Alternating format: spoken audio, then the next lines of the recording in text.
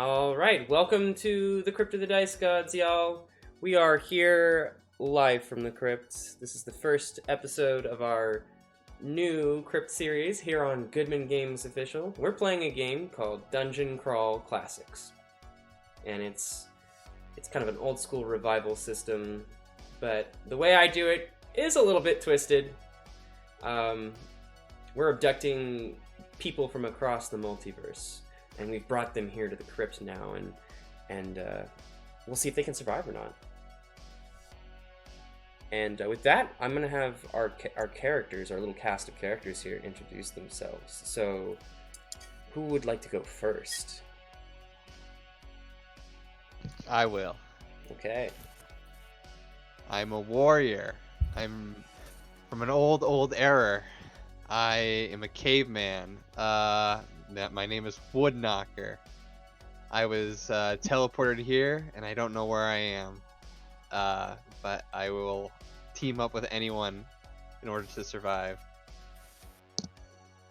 Dig it. Welcome to the Crypt, Woodknocker. You're looking around yourself right now, and maybe you were hanging out in ancient Hyperborea, and suddenly you found yourself yoinked out of time and space. And you look around yourself, and there's these people standing around you that you've never seen in your life. And the walls are covered in kind of dust, and the floor itself is covered in slime, and it's cobblestone floor covered in this thin film of green slime. You're looking around, and right in front of you, you see this kind of slender, elvish-looking character. Who is that? And what was she doing before she found herself in this dark room with slime around? Sorry, is that me? Oh, so that is Laurel. Before arriving here, she was currently working in the Undercity of Phaeton of Baldur's Gate. Nice.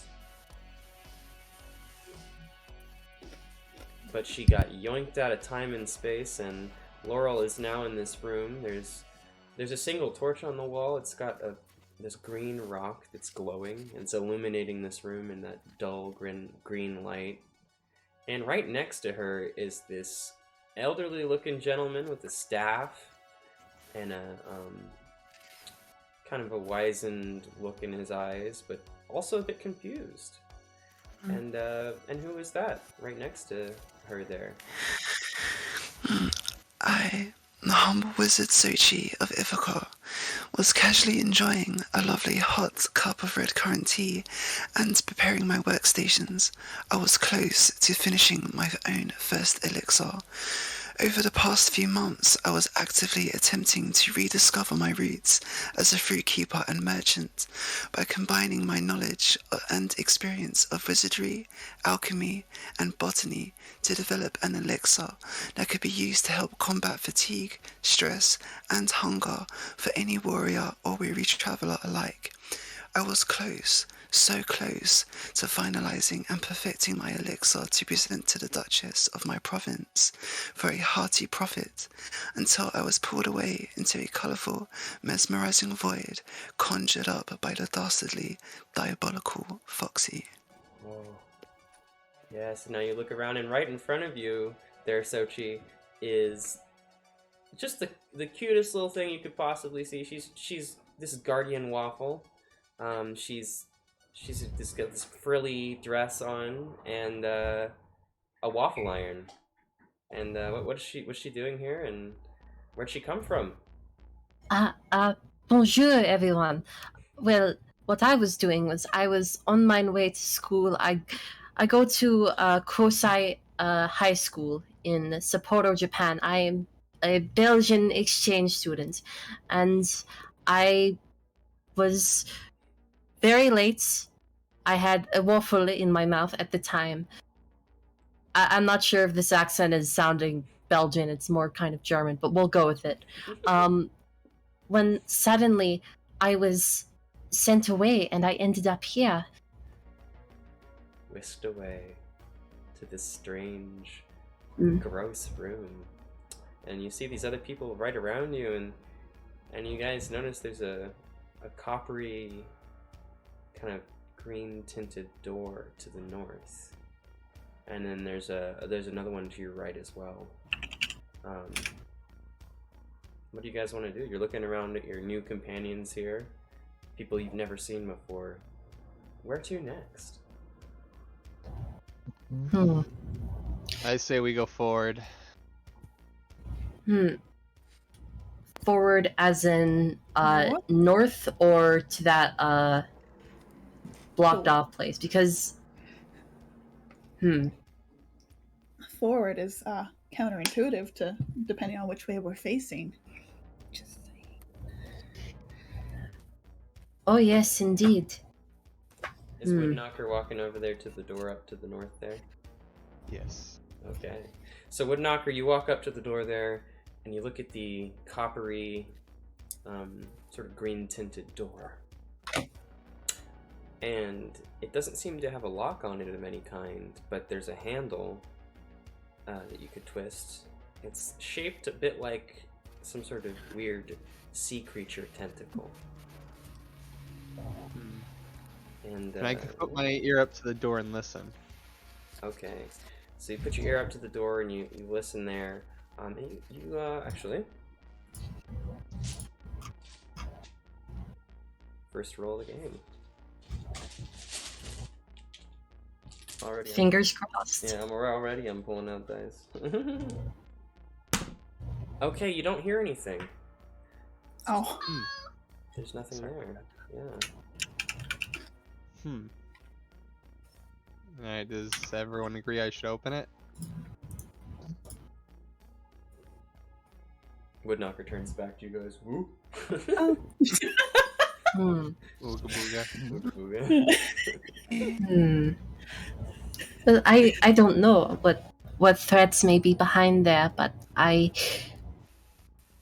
if you believe that north is the best way to go, I would trust your intuitions. Although, wait a minute, let me actually look through my spells, because I think I have one that could... Is there also anything else in the room with us other than like the slime and the torch? Nothing. It's just cobblestone floor with that gucky slime on the ground and just that Can one I torch take on the the wall. torch? Oh yeah, totally. Walk up to the torch. Oh! I would Well, like to take that torch. excellent. So you can walk over to that torch, you pluck it off the wall, and yeah, you've got a Okay. torch that illuminates the door in front of you. Are you approaching the door next to Woodknocker there? Or... Yeah, I'll come closer with the Okay, torch. yeah, you bring the torch closer and it illuminates the door, and along the edge of the door there's this molding that has these weird sigils on them. Strange. Strange. Indeed. So is Woodknocker popping the door open, or what next?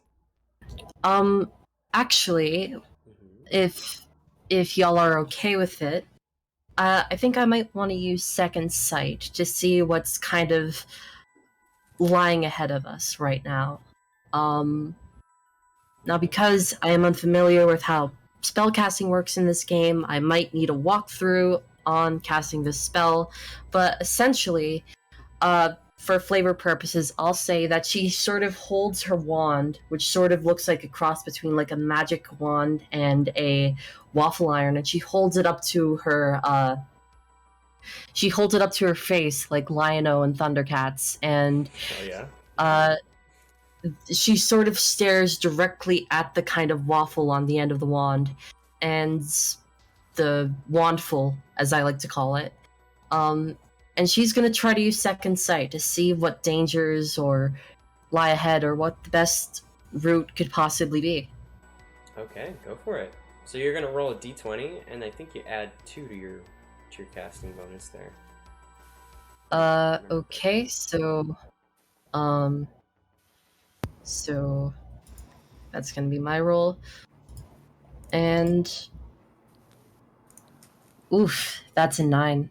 Okay, so you hold the waffle iron out in front of your face to summon the powers of the ancient waffle, but it like sputters out. Like the waffle iron starts to glow, but then it like kind of sputters out, and you got nothing. Well, I tried my best to use my abilities of precognition in order to get past, but for right now, I say we keep going that way. So, you, my Cro-Magnon friend, are free to open the door. I kick open the door. No. Alright, you like slam the side of the lock there, busts open, and in this next room, it's just another empty room. Oh. Except this time, at the back of the room, next to the door, right in front of you, is a metal console of some kind set into the side of the wall. And this Like electronic? Yeah, it's some kind of weird electronic metal console thing. I'm confused. Yeah. What is electronics? Yeah, it's very Yeah, strange. I feel like since Guardian Waffle, she comes from Earth, albeit like 90s anime Earth. She would probably have the best grasp on what this thing is, but she's not really that skilled with computers. She's like, well, I don't think that thing runs Sanctuary OS, so I'm not sure if it will be able to Doesn't run on AOL. What do you mean? Yes. Yeah, it does not. So I'm not sure if I'd be able to really use it very well, but I could at the very least take a look at it. Sure. Are there any green buttons? I do like green buttons. Yeah, and so as you guys look at this, approach this console there's this round disc thing set into the console itself, and it glows, it dimly illuminates this room, along with the other torch that's also on the wall inside this room. Another torch, you say? There is another one of these torches with one of those green glowing rocks on it. And Ooh. so you guys approach this console, it's like this round glass disc. Okay, so I'm gonna have you make a intelligence check, Waffle. So you're gonna, but I'll say go ahead and roll a d20 since you're a little bit more knowledgeable about tech than probably a few of these other guys in here. All right, I will do that. And I'll just roll that d24, like no modifiers on it. I don't think you have an intelligence modifier, do you? Let me check. You are absolutely right, because I have a 9 in intelligence, but I will roll for this. And wait. Boop. Oh, that's another 9.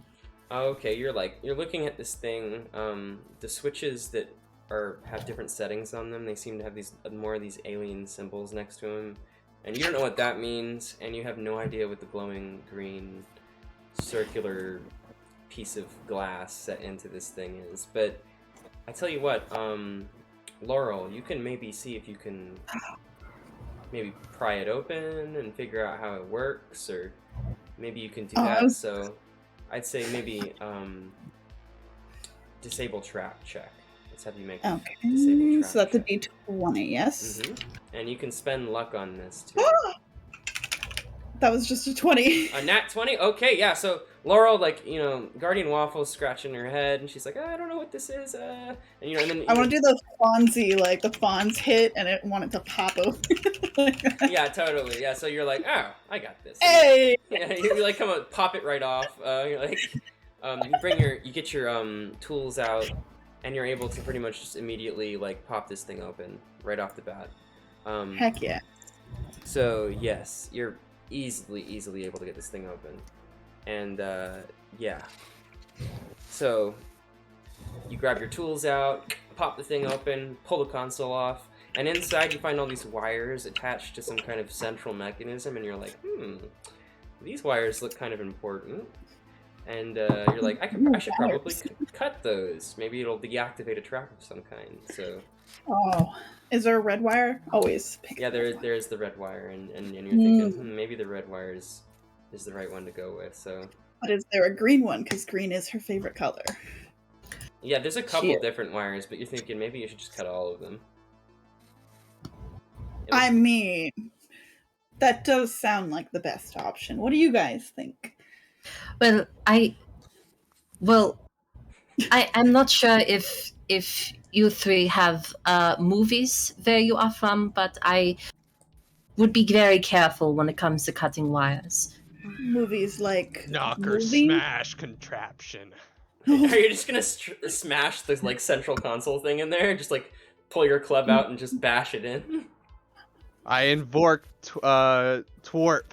Okay. Imbue it with my club and smash it. Me tired of bickering. Okay, go for it. Yeah, Me just... smash now. Okay, go for it. You want to invoke Torp too? Yeah, invoke twerp. Okay, D16 plus, I think 2? Is that what it said on your character sheet? For the invoke? D16 plus 2. Yeah. Okay, yeah, go ahead and invoke Torp. Torp! He screams Torp. Torp. It's like working with my husband again. I roll 11. 11, so Torp! And you, like, your club, like, glows a little bit, but then it flickers out, and then he just brings the club down on the center console thing and just smashes it in on itself. And the thing is completely broken. And like the glowing green disc of the console thing that you popped off, like, sputters out, goes out. Can I pocket that? Yeah, totally. You could pry it off and put it in your knapsack for sure. Oh, absolutely. That is mine now. Awesome. Okay, yeah. The thing is powered down. Laurel, you think it's probably deactivated from your rough guesstimate there. Now wait, can I also take the wires? Yes, you can totally pull the wires out as well. Oh, heck yes. I'm anything that's not bolted down, it's mine. Yeah, you're just completely gutting this console thing, taking everything Yep. out. Okay, cool. Oh yeah. Yeah, you got a bunch of like wires and some kind of a couple different like circuit boards. Not that you would really know what that is. Like these boards with little kind of metal filigree on them that you don't understand. And you pull all that stuff out of this console thing, and yeah, it's all in your knapsack now. Oh, heck yes. Okay. I also want that torch again. Okay, yeah, you can go ahead and grab another torch. Just gonna have a collection of torches here. Alright, where to next, y'all? Well, is the door that was next to the console, does it have a handle, or is it now, like, just permanently locked? No, it has a handle on it, and it also has another one of those, like, it's made out of the same material as the other door, and Okay. it has another one of those, kind of fish, like, weird sea creature things on it. Like the tentacle things. Does the door have a keyhole? No, Sochi, you approach the door, it doesn't seem like it does have a keyhole. There's no lock or anything. Well, I suppose that means that we can proceed. Okay. Yeah, okay, so... North does seem to be working for us. Might as well continue. Alright, so you're gonna... Who's throwing the door open? Is it gonna be you, Waffle? Well, I'm not sure if Guardian Waffle has gotten the rest of the party's names, but if she has, she also... Woodknocker, you seem to enjoy breaking through doors and smashing things. I kick the door open and I snap. Naturally. And I ready myself for the next fight in the next room. All right. So... I just did not want to take it away from you. I know you enjoy it, and I want you to have things that you can enjoy. Yeah, he's not listening to you. He's just ooga booga moding. Like smashes the door down, right? Like walks through. Okay, so Oh my god, this is my husband. Yeah, so he walks into this next room. It's completely empty, actually, and there's just another door to the east, right to your guys' right there. We can't go north anymore. Yeah. So we go north anyways. You ready yourself for combat, but there's really nothing in this room right now. I am frustrated that there is no enemies. Well, now it seems that there's only one way for us to go. Yes, back. We retreat now. Good. I'm kidding. Maybe, kind of. Unless you're into it.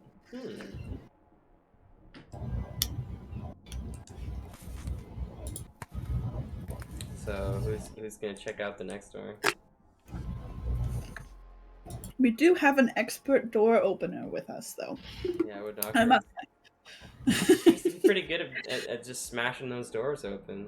Efficiency. All right, I ram my whole body into the door and crush it. Alright, totally. Yeah, you like slam the side of that door, the lock smashes open. Now in this next room, there's definitely some stuff in here, and you smash that door open, and at the center of the next room, there is this enormous metal statue of some kind of warrior, and he's holding a sword. He's got two of his hands poised on the hilt of the blade, and the blade is almost as tall as you are, Woodknocker. It's almost like 6 feet something tall. It's huge. It's this huge blade, and Solid nope. up and down the blade is burning this eternal flame, and from the top of this metal man's head is this burnished crown that also emits that same metal flame. Now walking, Finally, a worthy opponent. yes, and walking around this kind of shambling around this metal statue thing in the middle of the room are these kind of decaying, rotting bodies. They're figures, and they turn to look at you, and their faces are falling apart, and their hands are decaying, exposing bony claws, and they start to shamble towards you. And from that pedestal on where that statue is standing, it starts to move, and it grabs its sword with both of its hands, and it steps down from the pedestal and starts advancing towards you. All right, roll initiative. Yeah. That's a solid no. It's a sacre blue moment for sure. All right. Oh, absolutely. All right. Roll. Now it's time to roll for initiative, guys, because you got enemies, zombie, some kind of undead creatures rushing towards you, and a giant metal warrior man. Okay. That's a D20. Yep, that'll be a D20 plus your little initiative bonus in that combat basics box there. All right. 4. I got a 4. Okay, 4. I got a for 4 too. Waffle. Hey, 4 gang. Okay. 16 for Laurel. Yes. Okay. Wait, was there a torch in the room behind us, by the way? Oh yes, there is one on the wall there. Alright, I know. I'm gonna grab that when we're done. Okay, sure. Yeah, you can say you did that beforehand. Oh, yes. 3 green light torches. Perfect. All right. And have you put the torches like in your knapsack or whatever? I'm holding at least one out, Okay. but now I'm gonna put it down, because combat. Right, of course. Okay. And then let's see here. How about Sochi? What did you get, Sochi? Wait. Yeah. Wait, where'd you guys get the dice from? There's From a the- dice roller I dropped in the chat there. Which one? In the here I can just In the VC chat, if you go over and sort of roll over the VC that we're currently on, if you click on, there's like a little speech bubble, a little dialogue box, and if you click on that, you'll see the link. Or if you'd like, I could even DM it to you. I also just Yeah, sent it actually, to you. thought she just sent it to me. Yeah, I got it. Okay, so D20, yeah? Okay, 11. Yeah, it says like 11 next to like the D20, like thingamajiggy, so I think that's what it is. Yeah. So you'll click you see that D20 button right there. The one in purple. Wait, okay, I got 16. Okay. 16. Awesome. Sweet. Okay, so 16, and then I'll go ahead and. All right. So with that, the zombies are kind of like lumbering towards you, but I'm gonna go ahead and have Laurel. You go first. Okay. How much space in the doorway is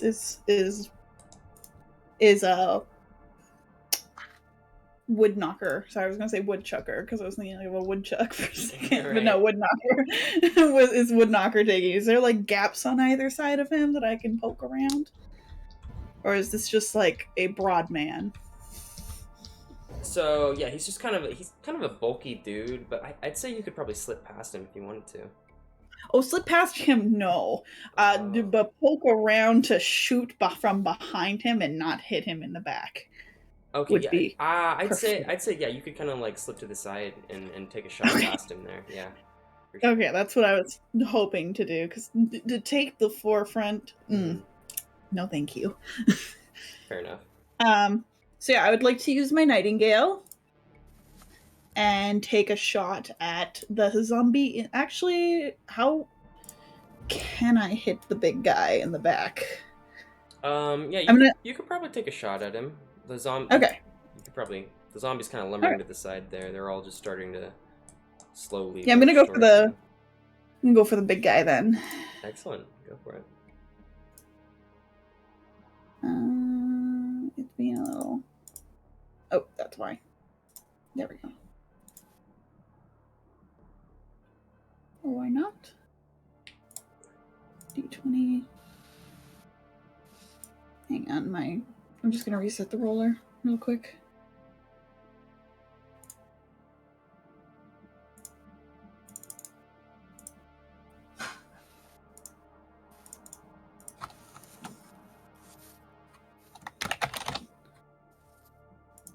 There we go.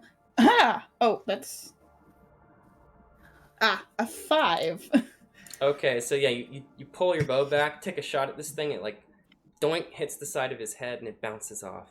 That's not great. This doesn't usually happen, you guys. I don't perform poor. Okay, Sochi, it's your go now.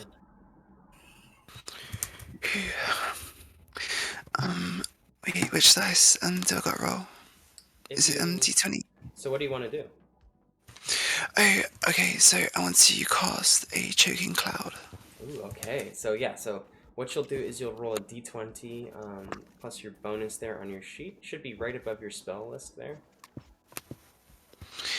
I think it's maybe a +2 or a +3. I'm not sure.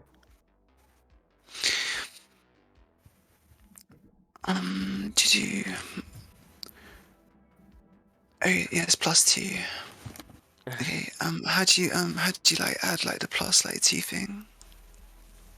Or do you just like click on the dice? Just click a d20 and then add whatever the bonus is there. Yeah. Okay. Right. So I guess I'd make it like 11. Right. 11. Okay. So yes, I don't think that's actually gonna cast though. Do you have your spell sheet list of spells up as well? Yeah, it says my base spell check is d20 +2. Okay, yes, and do you have the spell list that I sent you as well? Yeah. Okay, so what you'll do is you'll go to the choking cloud spell and take a look to see what happens for the 11 result there. Okay. Oh no, it's failure. Okay, so it's a loss. So yeah, you like throw your staff out to it starts like sputtering and pooling gas out of it, then it sputters out, it goes out. Oh no. Alright. Now what's gonna be happening is this lumbering statue steps down from this side of that kind of platform where it's sitting at there, and it starts like lumbering towards you. And it pushes one of the zombies out of the way, and it swings its sword at Woodknocker to try to knock him down. So he's gonna totally swing that sword, and that's gonna be a hit. So he swings that sword, and it connects, right? Slashes up through the side of your chest there, Woodknocker. Ah! So you're taking 1d10 damage yourself. So 9 points of damage there as this sword like cuts through the front of your chest and you stumble backwards. Okay. Yeah. Okay. So with that, I think you're down to 5 points. Yeah.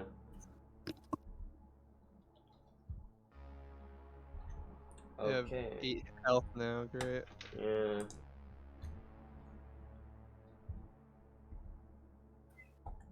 Or I think it's 8. Yeah. Okay. All right. So now it's gonna be these shambling creatures. They're gonna start shambling towards you, and they one of them manages to get, because the big metal statue guy is crowding in most of this doorway here. But only one of them manages to like stumble past him there, but the rest of them are starting to swarm the doorway there. And one of them tries to jump up and grab you there, Woodknocker. I take a swing at it. Okay, cool. Yeah, you can totally do that on your turn, which will be coming up right after he tries to bite you with his Alright. gnashing zombie teeth. Yeah, can anyone help me? Yeah. Okay, but it swipes its bony claw at you to try to grab you, but it just like breaks its fingers on the side of your armor there, your hide skin armor, and yeah, it is now your go there, Woodknocker. Alright. So I roll a d20, right? Yep, you'll roll a d20 and then also a d3 as you swing your club at him. So d20 and d3? Mm-hmm. Okay. And what are you trying to do with this club strike? Are you trying to knock him Oh. down, or... I'm trying to kill him. Okay, just knock him flat? Okay. Yeah. That was a natural 20. Oh, a nat 20? Oh, very good, very good. Okay, well, now, Woodknocker, I think you're going to roll me a d12. So roll me a d12. Alright, d12. Yes. And I invoked Dwarf. You know what? Since you got a nat 20, I'll let you invoke Torp as well. So roll a d16 plus 2. Oh, d16? Okay, my bad. D16 plus 2. 12. 12. Okay. Yeah, your club starts glowing in the dim light as you like swing this club over your head.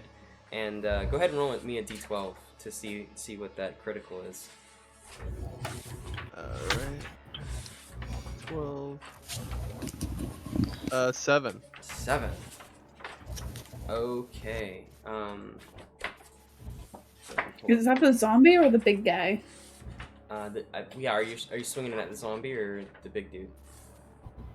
I think you're Big guy. big guy. Okay, so yeah, the zombie, like you just rush forward and try to swing your club straight at the big guy, and you smack him upside the head. You jump up and like smack that thing into his head. He stumbles backwards, and what was the critical result on that dice there? 7. 7. So yeah, so you smack him so hard in the side of his head that he stumbles backwards, and his sword flies out of his hand, and it skitters along the back wall there, like all the way to the back wall of the room behind him. There, he has no weapon anymore. Dibs? Yeah.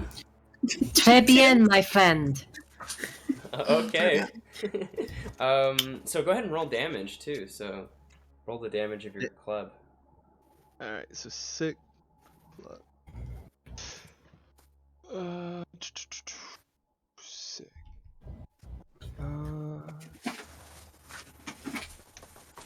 6. 6 points of damage. So you clobber him upside the head with this club. He stumbles back, and he's like, his face is dented in on itself, and he's like falling back a little bit there. Okay, good job. Okay, so with that, next is it's Guardian Waffle. It's your go. All right. Well, so first of all, I'm going to ask an out-of-character question, because I'm more familiar with the other game.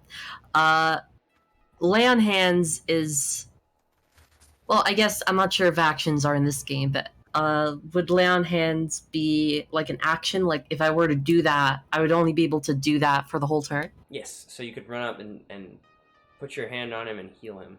That's what you could do. Well, he does seem to be in a tight spot.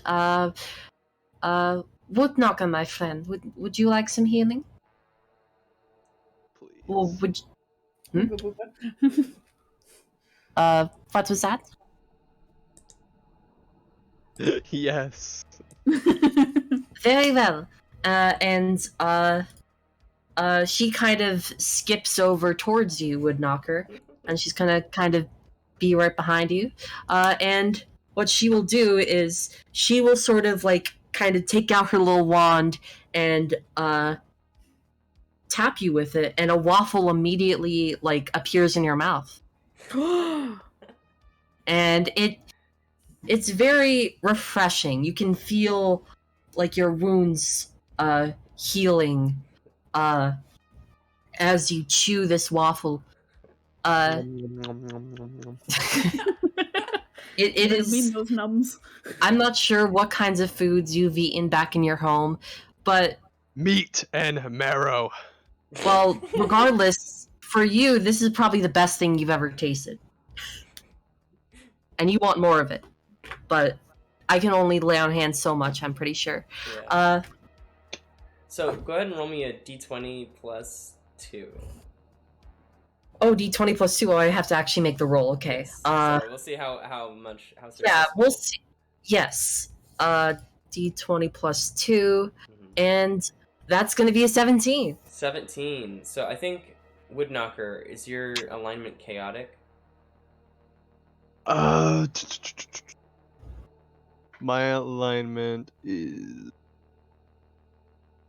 I think you're chaotic, right? Yeah, I think so. Lego my ego, someone says in chat. Cute. I think we decided you were chaotic, if I remember correctly. Yeah, I'm a Okay. chaotic. So what you're gonna do is 17. You're gonna look on that little chart there where it says like lay on of hands, and it says opposite, and then you'll look at the result for the 17 there and see how many dice he heals.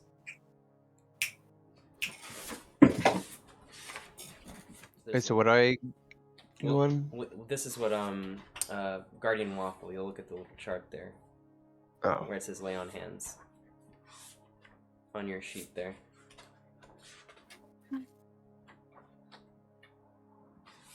Let's see here.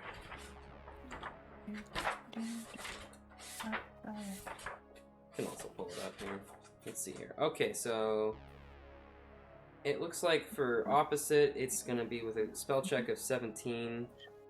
That's gonna be 1 hit dice. Okay, so you are gonna roll me a d12, and you're gonna recover that much HP there, Woodknocker. So as you nom nom nom, you eat that waffle up, you get d12 of HP to heal you back. I got 6. Okay. So actually, yeah, you're back to full HP again. Cool. Let's go. Okay, yeah, that's a very nice, very tasty waffle. Very magical. Okay, cool. So with that, waffle went. So now, I think it's Laurel. Your go. Oh. Your go again. Yeah. Well, there's a lot of things in the doorway now. Yeah, they're all gathering together. I'd like to clear the zombie out if I could, and maybe like sneak past over down below Waffle. Okay. Do you want to try to sneak now? Well, I mean, I'm pretty. You can do that. You can roll stealth. Okay.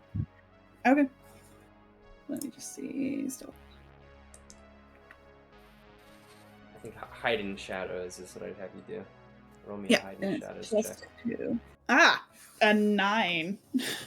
Okay, so yeah, you're like you like kind of sprint past. You see that the zombies seem to notice you, actually, unfortunately. But you could totally take a shot at this zombie right here if you wanted to. Okay, yeah, let's do that. Which was a +3 with the nightingale. Wait, did that even roll that time? No, it did not. There we go. Oh, I didn't put the d20. Sorry, again. Ah, a 15. 15 to hit. So yeah, you knock this bow, take a shot, roll damage. Okie dokie. It is 1d6. Oh, that was a d7. Sorry. 2 points of damage. Okay, so it like sticks in the side of his head, like in his eye socket, but it seems to not even do any real damage there. He still hobbles towards you. Okay. Yeah, next it's gonna be Sochi, your go. Phew, okay, so who else is in the room with us still? Sweet, so we got a bunch of zombies next to the door here and a big metal man fighting Woodknocker. Phew, okay. I think I am going to use... I'm going to use my flaming hands on one of the zombies. Nice. Here. Alright. Which one do I gotta roll? Is it a d20? Yep, it'll be d20 plus your casting bonus, which I think is +2. Yeah. D20 +2, and then you'll see on the Flaming Hands spell there to see what it does based on your roll. Okay, 7. Oh, it's a misfire. No. Okay, so your hands like charge up and then they sputter out. Your hand like doesn't really manage to cast forth any fire at this thing, and then they still continue towards you. All right, so next this big statue is gonna try to swing its sword at Woodknocker again, trying to really just cleave him to bits. Okay. Wait, he picked up his sword already? Oh wait, no, actually he Yeah. didn't. You're right. He did get his sword knocked out of his hands. So he's gonna like kind of try to retreat actually as the zombies start to advance in front of him. But I tell you what, since he's like turning around to go pick up his sword, you can make an attack on him, Woodknocker, since he's got his back to you. If I kill this thing, that sword is mine. Nice. I call dibs.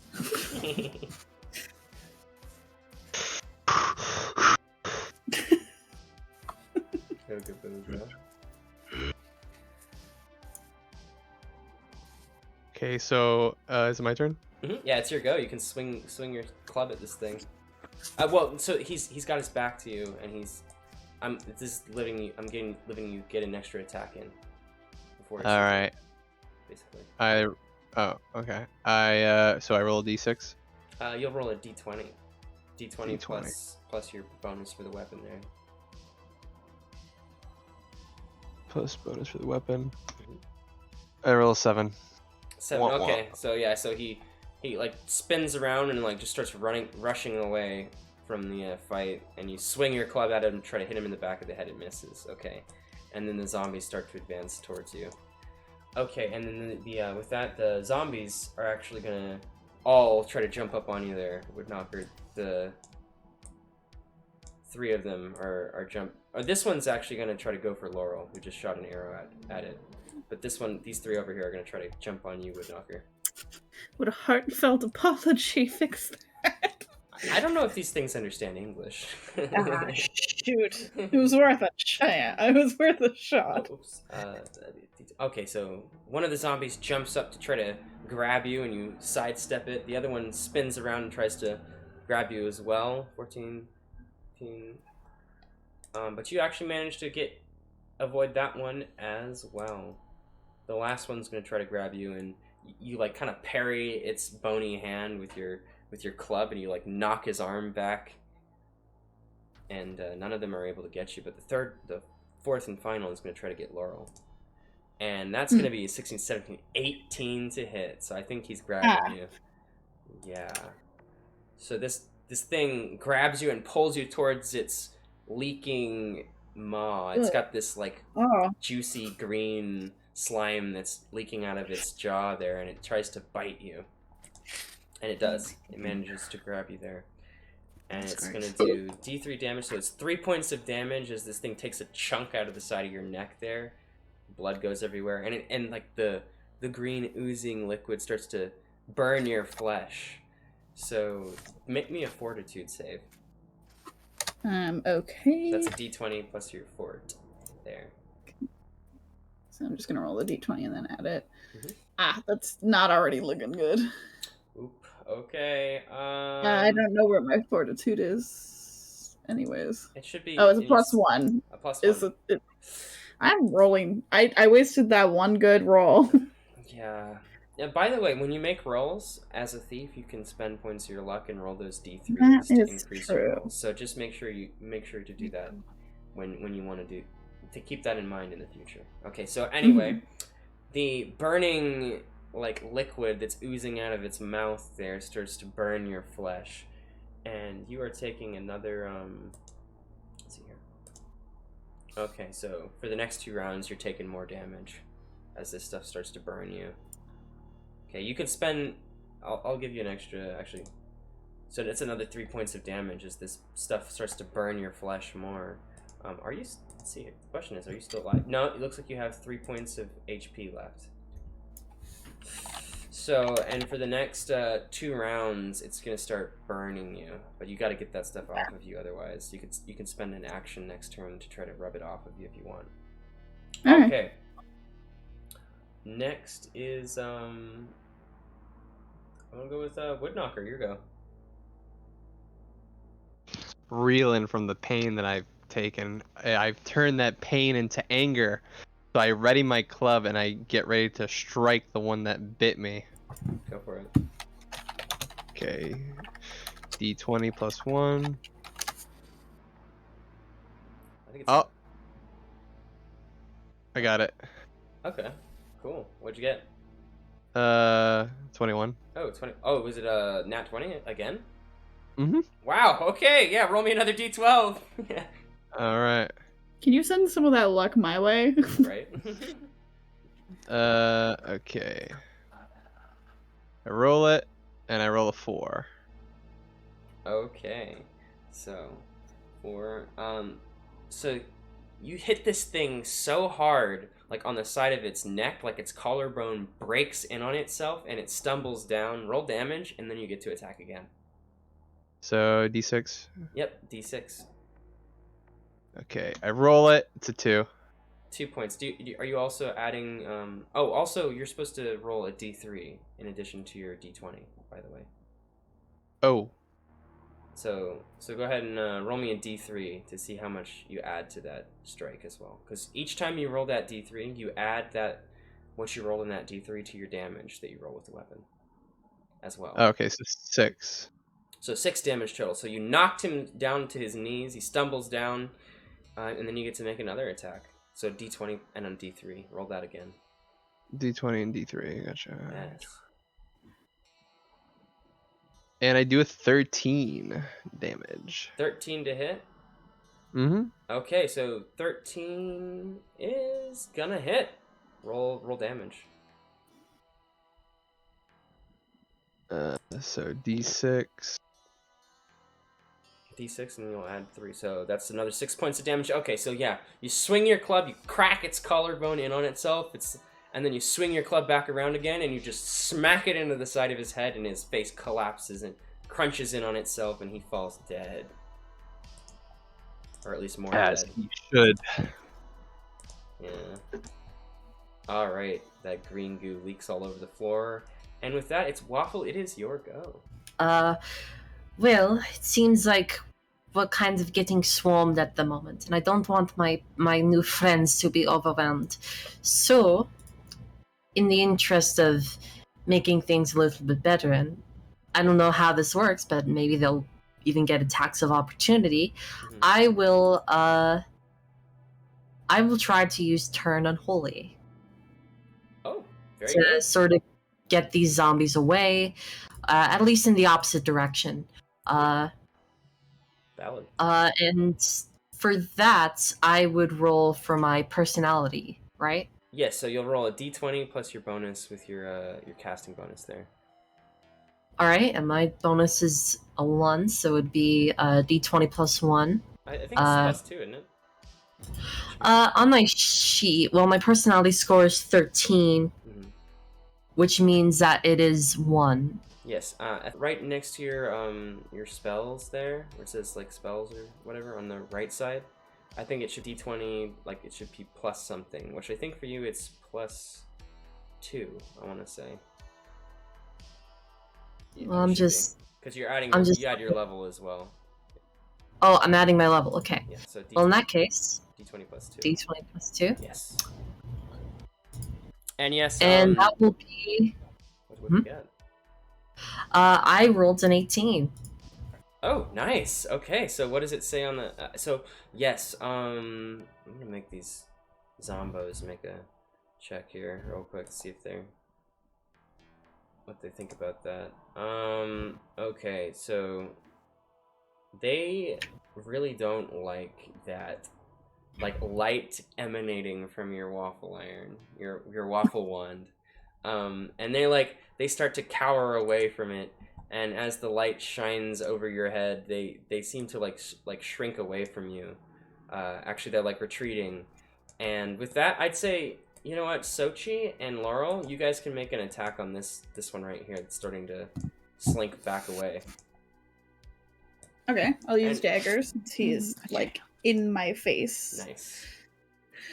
Okay, and that's just a D20. And yes, Necronomiqueer, we are playing Dungeon Crawl Classics, or yeah. Oh no, that was who was asking about that? Distorted realization? It was... Yes, I am Necronomic Queen. Oh, right. Yes. So Necronomic Queer also applies. Right. Both are true. But regardless, I'm gonna have to start going by that. That's pretty cool.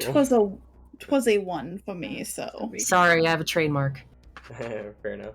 It was a 1 to hit. That's what you said? Twas a 1 for me. Oh, it was a nat 1. Okay, so with that strike there, you're stumbling over yourself, and I'm gonna have you roll a fumble there. Okay. So yes, let's get a fumble. So roll in your armor there. It should say what your fumble dice is. In like thief where abilities? It says, where it says armor. It's under equipment. Oh. There's nothing under that. Oh, 1d8 minus 1. Okay, so roll that. Okay. So it's a 2. Okay, so 2. With that, go ahead and make me a reflex save as you like swing your dagger and you almost stumble over yourself there. The ref save? On the list? Yes. So RDF? Yep. REF, your reflex save. My goodness, 7. 7. Okay, yeah, so you stumble and you fall flat on your face right in front of this zombie. And actually the zombie, like, it's kind of retreating away and it's avoiding the light shining from Waffle there, but it sees you stumble over yourself and it tries to grab you and pull you back up off the ground and tries to take another bite out of you. Well, first off, what a gentleman to help me back to my feet. Right. But also, wasn't it Soji's attack too? Yeah. You know what? I'd say like as it's pulling you up off the ground to try to take a bite out of you, Sochi, you can make an attack on it as well. You could swing your staff at and crack it in the head if you wanted to. Yes, I want to attempt to use my longsword on said zombie. Nice. Take its hand off so it lets go of me. So you like draw your longsword and you try to chop its head off. Okay. Go for it. Okay, is that a D20? Yep, be a D20. Okay. 6, 7, and then 6, plus 8. 2. Yeah. So yeah. Okay, so you swing your longsword at this thing, but you like swipe it at it, but it like stumbles back and it misses, and then it tries to reach down and tries to take a bite out of our other friend there. I know. 12, 13, 14 to hit. What's your armor? That'll hit. Okay, so grabs you, pulls you up, and tries to take another chomp out of you there, Laurel. And it's gonna do the last 3 points of damage as it like rips another chunk out of the side of your shoulder, and you like pass out and you fall into the ground. Okay. You're out. You may not be dead yet though. Maybe Guardian Waffle can resuscitate you with the waffle power, but we'll see. Okay, so yeah, and then the other ones are kind of slinking away from you guys. I'd say you can make a hit on one of these zombies as it retreats away from you there. Woodknocker, you can swing your club at him again if you want. Alright, I swing my next club at this. Alright, so D20 plus D3? Yes, D20 plus D3. Alright. I roll an 18. 18 hit. Oh, that definitely smacks him in the back of the head, so go for it. Roll damage. Alright, D6 plus D3. 3. 3 points of damage. Okay, so yeah, you swing your club, you like knock him in the back of the head, he stumbles forward. Okay. Now, with that, the metal man stoops down, picks up his weapon, and starts advancing towards you again. As these zombies start like rushing past him. And he's not quite over to where you're at yet though, so kind of steps over the zombie corpse that is lying on the ground there. And with that, Laurel, well, you're down actually, so I'm Sochi, down. it's your go. Okay, so what to do? I attempt to enlarge my longsword. Okay. And can I also swing on the metal man? So I'd say you can either cast enlarge or you can attack with your weapon. But although the zombie is currently in your way, so you... Okay, alright. I'm gonna attempt to attack the zombie with my longsword then. Okay, go for it. D20 plus 2. Okay.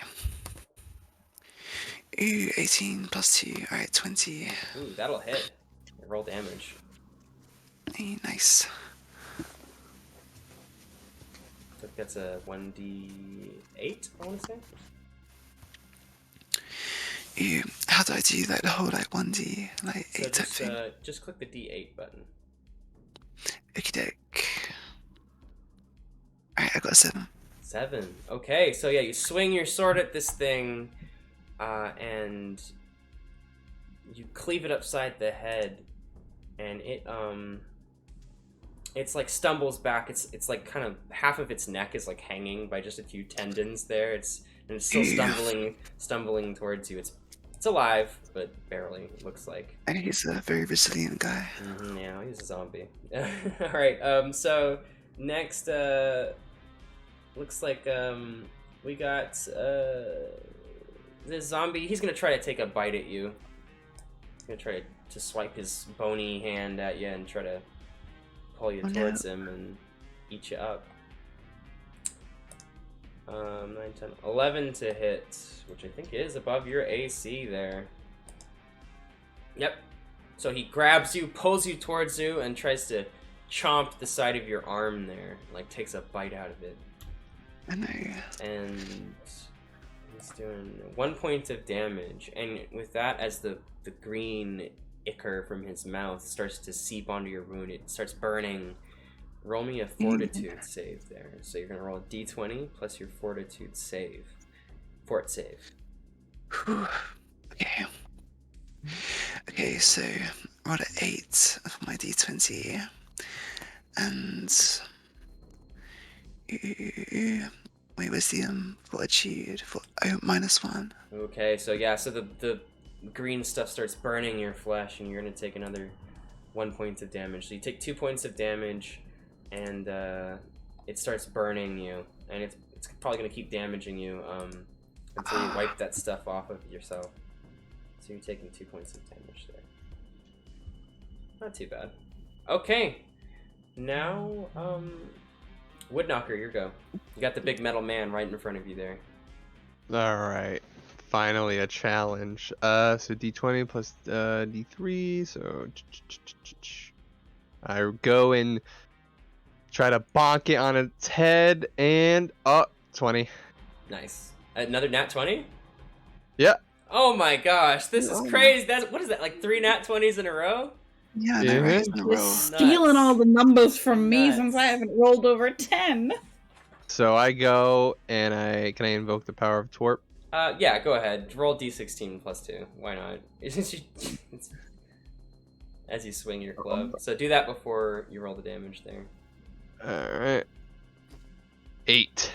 8. So your club kind of glows a little bit. Doesn't invoke the full power of Torp. Damn. Now give us a good Torp though. Twerp! Very good. There you Okay.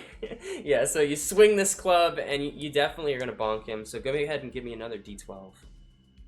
Another d12. Plus 2 or no 2? No, just a d12, just a flat d12 for your critical. Alright, let's see what I get here. 9. 9. Okay, so you smack this thing on the side of its leg and the like armor plating buckles in on itself and it like dents and cracks his leg and he like stumbles sideways. Roll an extra 2d6 damage against this thing. Yeah. Alright. So the 12 plus 2d. Yes, so you're gonna roll, I guess, 3d6. Yes. Okay. 3d6. Alright, 4. 4 points damage. Okay, and then I think you also got the let's see here.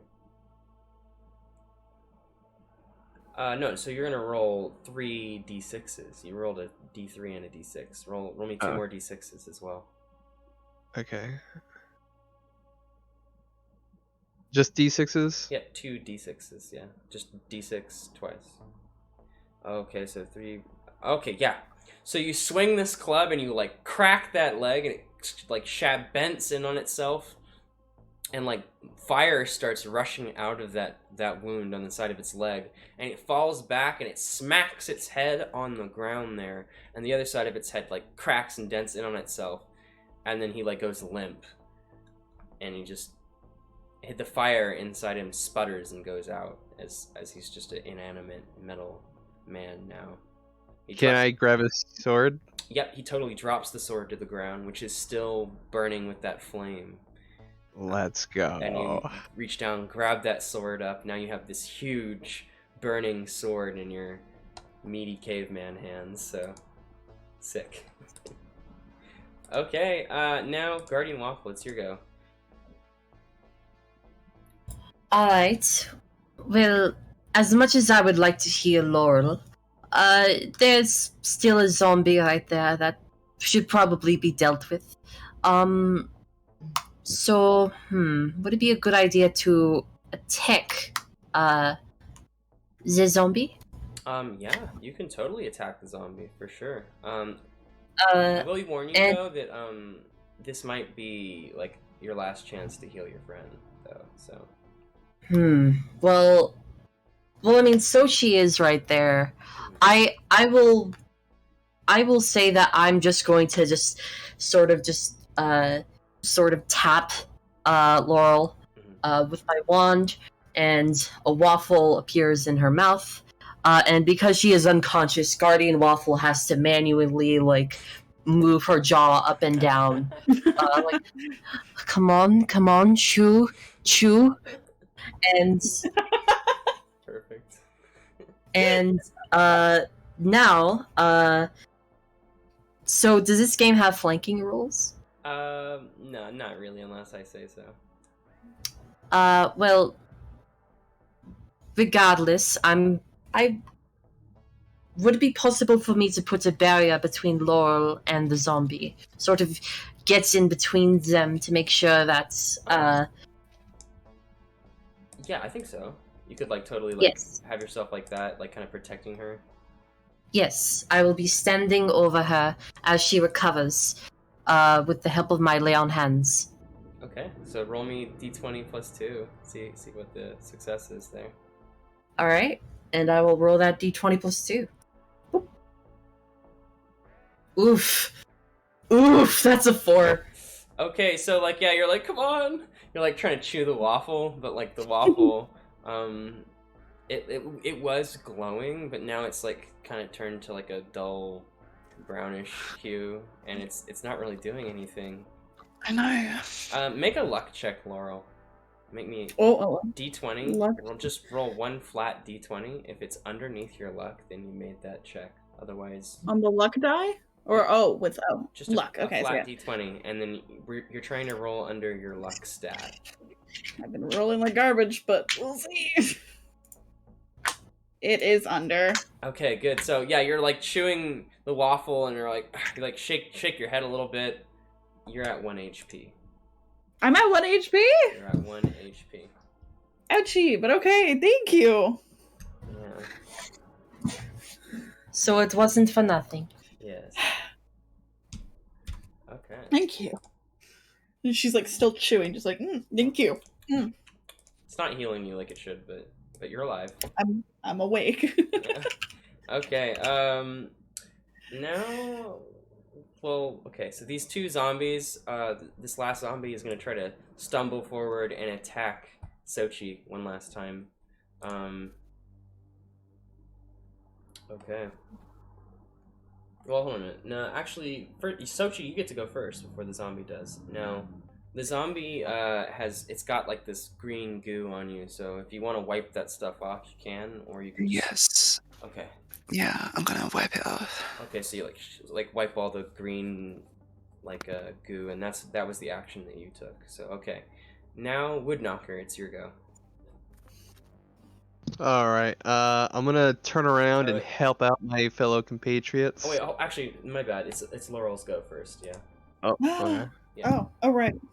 Can I back up to the back of the room so that things can have a harder time getting to me? I am using a bow, so I would like to use that. Yeah, you could totally just go to the back of the room and try to hide in shadows or something like that. If you want. Not hide. I just would like to stay further away from the battle. Okay.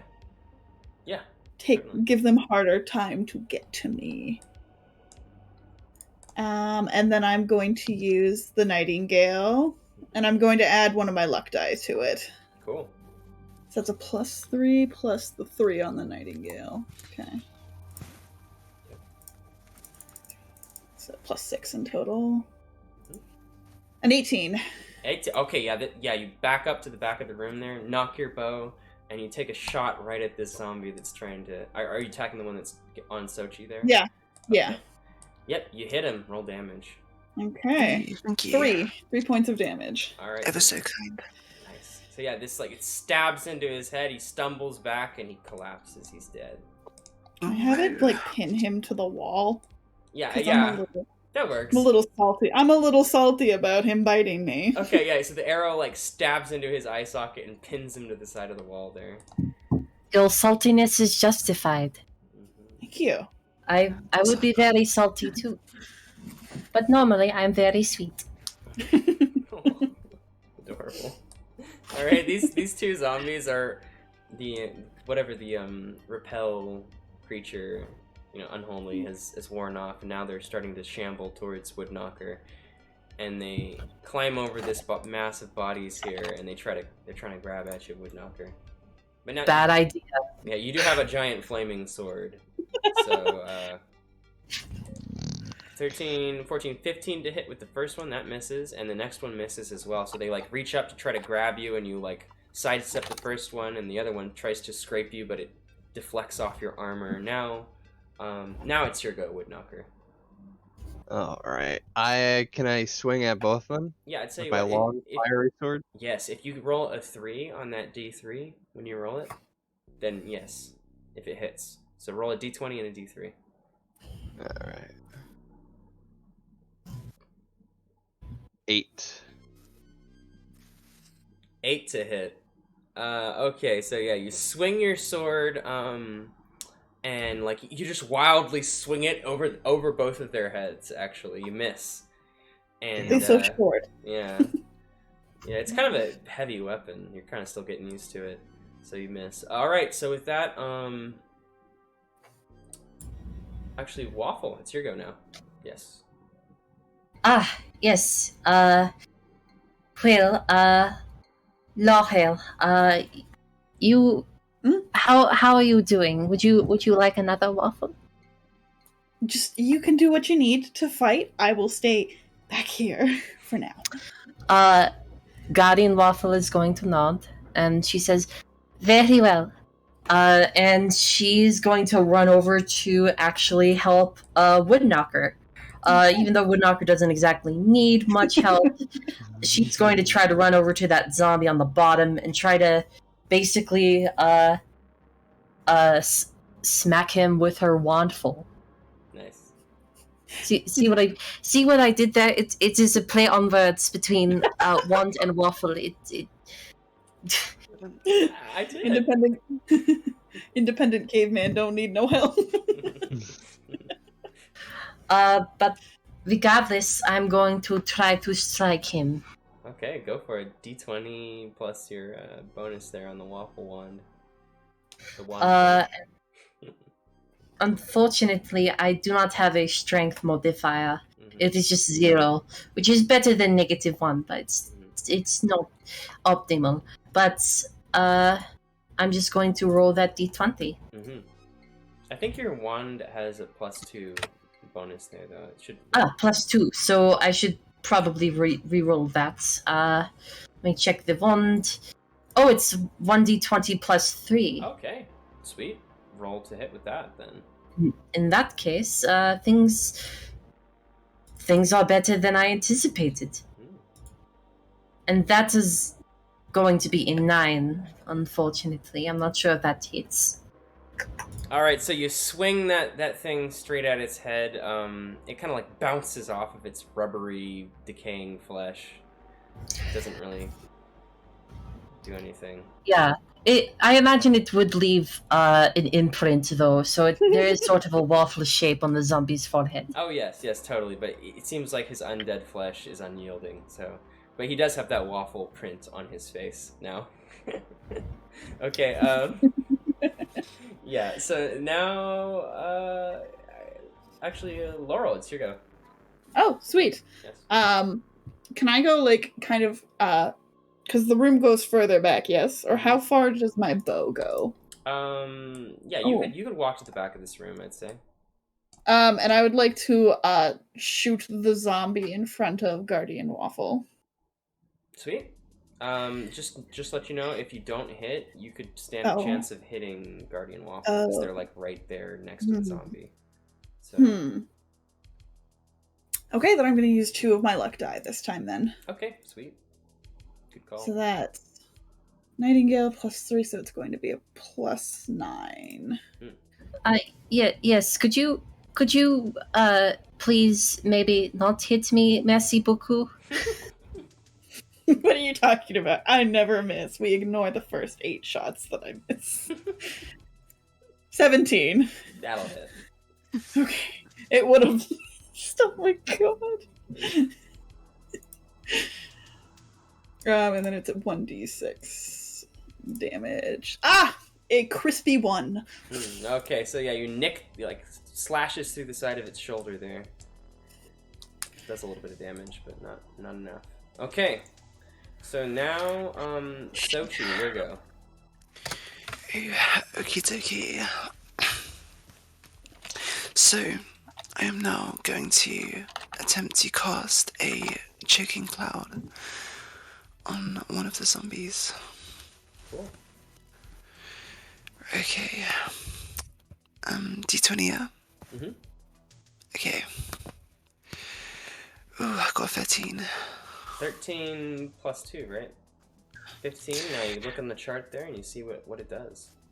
Okay, up to 1d4 small individual clouds of toxic gas appear around selected multiple targets, all of which must be within range. Each cloud inflicts a -1 penalty to all rolls, including attacks, damage, skills, and saves for 1d4 rounds. The clouds follow their targets. They cannot escape. Okay, so roll a d4 to see how many clouds you're able to generate. Phew. 4. Okay, so yeah, so I'd say just gas starts streaming out of your staff there, and these clouds of smoke start to pool around these zombies. It's eating away at their undead flesh, and they're like, as that like just decays their faces even more. Yeah, you're dissolving these zombies with your acid cloud there. Cool. Yay. All right, so but it's kind of hampering their attacks here. So they're gonna try to attack Woodknocker. I'd say one of them's gonna try to attack Guardian Waffle. And 15. Oh, that even with the D16, that's still 17 to hit. As it stumbles forward and does manage to grab Guardian Waffle there, and does 3 points of damage as it like rips a chunk out of the side of your arm there, and you start to feel your flesh burning. Ah! So make a fortitude save. Yeah. This is not a good day for Guardian Waffle. Mm-hmm. Alright, so fortitude. That's would be D20 plus 1, I believe. So let me just another 3. Oh no. Another 3. Okay, so you're taking another 3 points of damage as this oozing like liquid seeps into your wound and starts to burn you. So let's see, okay, you're taking 6 points total. Oof. Okay. Yep. And if you want to wipe some of this goo off of it yourself, you can to keep it from burning you more, but you have to take an action to do that. Okay. The other one's gonna try to jump up and try to attack Woodknocker. It's gonna try to grab you there, Wood. Oh no. And it misses actually. Okay. Here we go. Or let's see here. No, actually, next it's gonna be. Yeah, actually, it is your go, Woodknocker. Your go. Alright. So I lift up my sword and I aim to hit this thing down the middle. Nice. Alright, so I'm gonna roll a D3, D20, and I roll a 16. 16 to hit. That hits. Roll a D10 plus 2. In addition to your bonus from your deed, your 3 there. 7. 7. Okay, yeah, you swing your sword and you slash him up through his chest, and he stumbles back and he's dead. Let's go. He's dead. Like a knife through butter. All right. So now, Guardian Waffle, it's your go. You can try to wipe some of that gunk off of you if you want. Yes, I think that is what I'm going to have to do. Yes, that, unfortunately, that might, yes. Okay. So that's my action. Smearing the gunk off of yourself. It's like burning. It's gross. Okay.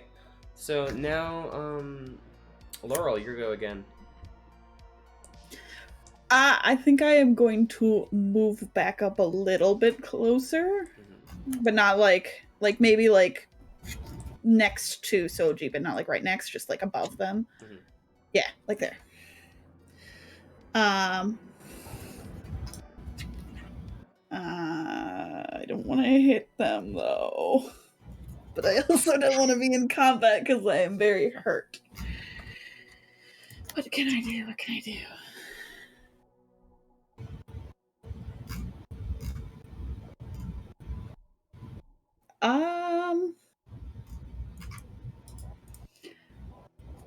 Am I allowed to forego my turn? Because, like, at this point, I'm just gonna hit one of them, and I really would rather not. Yeah, you could totally like hide or something like that. Okay, then yeah, I'll hide in the top corner then, because Okay. I would rather not hit one of them. Okay, yeah. Roll me like a hide in shadows, D20 plus. Hide in shadows. Sorry. D20 plus 2. Mm-hmm. 22. That was a nat 20. I am invisible. Nice. Yeah. Nobody, even your friends, don't notice where you are. Okay. I have just activated active camo. Totally. You're a ninja. All right. Sochi, your go. Okay. I within range to use my flaming hands. Yes. Totally. Okay, I'm going to attempt to use my flaming hands on the zombies. Awesome. Okay. Oof. 15 plus 2 is 17. Ooh, nice. Nice. Okay, spell produces a blast of fire that burns a single target within range for 1d6 points of damage. So is that a d6 that I gotta roll? Yes. So you're gonna roll that d6 there as you burn this thing to a crisp. Whew. Alright. I get a 5. Does I put plus 2 on it as well? Does it say on the spell check there? If you add, is it like plus your caster level or?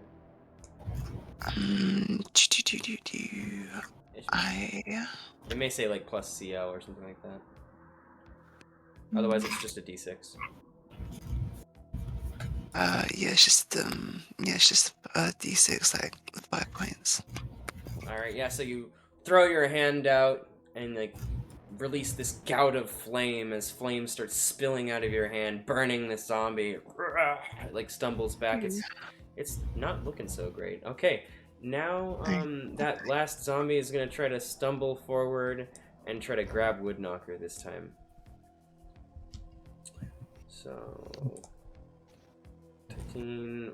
Okay, that's gonna miss. Alright, Woodknocker, your go. Alright.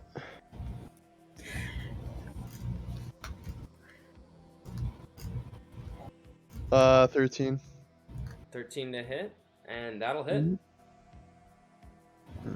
Okay. So 1d10 plus 2 plus deed. Plus what? Plus your deed damage. So that's the amount that you roll on the d3.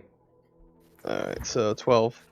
Oh, yeah, so yeah, you just swing this flaming sword, the fire starts burning him, and then you swing your flames towards him as well, and it just cuts him to bits, and he just falls into ash and just disgusting burning flesh. Killed that room. Nice.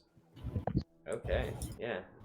Now this room is empty other than there's these pillars along the sides of the wall with more of those strange glowing runes on them. And to the north, there's a door, just like the ones you guys saw before, and to the south as well. So like to your left and to your right. Okay, you guys are out of combat now. Okay. Oh, that was. Yeah, something.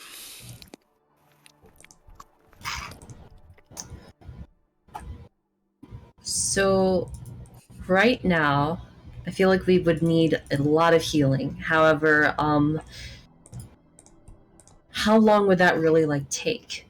Because I'd say not too long. You just kind of boop boop boop tap them with your wand, and the waffle appears in their mouth. and would I have to roll every time? Yes, so you'll roll one time for each of them. All right, who? Well, first I must ask who here wants healing. Just would like to poke my head out of the hiding spot. Like, hi, little hurt. Well, so first I'm going to do it with you, Laurel. I'm going to sort of give it a little tap, and I'm going to roll. But first of all, what is your alignment, if I may ask? I am neutral. Okay. Well, in that case, I'm going to roll d20 plus. I think it would actually be 3 because plus 3 because it's a spell check. Yes. Okay. So, d20 plus 3 for you. Unfortunately, that is a 9. So I'm not sure if there's any healing being done. Yeah, like this. You like boop, tap them on their head, and like a waffle appears in their mouth, but it's like kind of like a. It's not glowing or it doesn't taste that good. Alright, and how about you, my friend? Soshi. I I think I might actually be okay for now because I'm only missing like 2 like points of like health points. So I think I'll Very be well. okay for the meantime. Yeah. Woodknocker? I think he's full on HP. Yeah, you healed him all Ah. up. Very well. Then I guess the next one is me, and after that I will try on Laurel again. So I will roll that again. Ooh, 15 on myself. Okay. Yeah. So I think you're recovering a D6. I think. Let's see here. It says for me, since it would be same alignment, and I have like the lawful alignment, it would be 3 hit dice, I think, Okay. because So. I rolled 14. Oh, okay. So you're rolling 3d8 then for your HP recovery. Which should be more than enough. Yes. So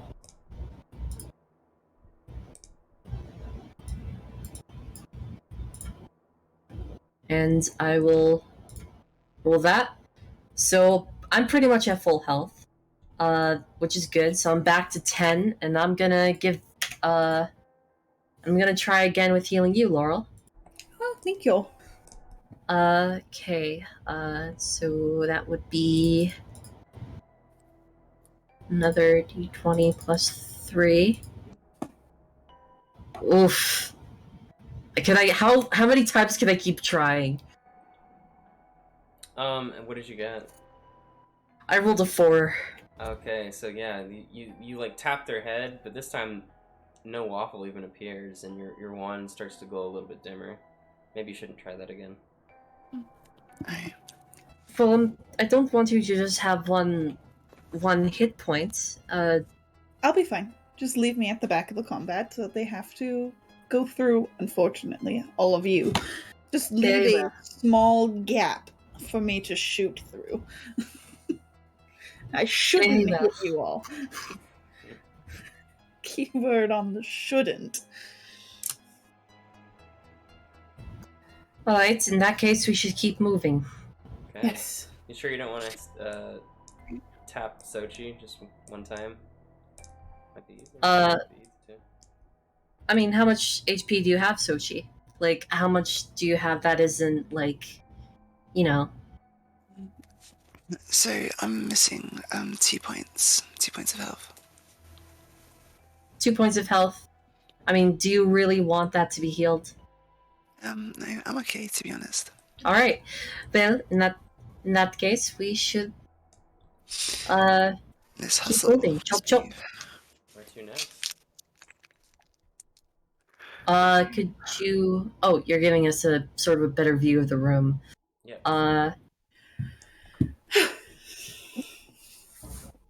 Alright, so... I assume we're just gonna move into the room. To give us sort of a bigger view of it.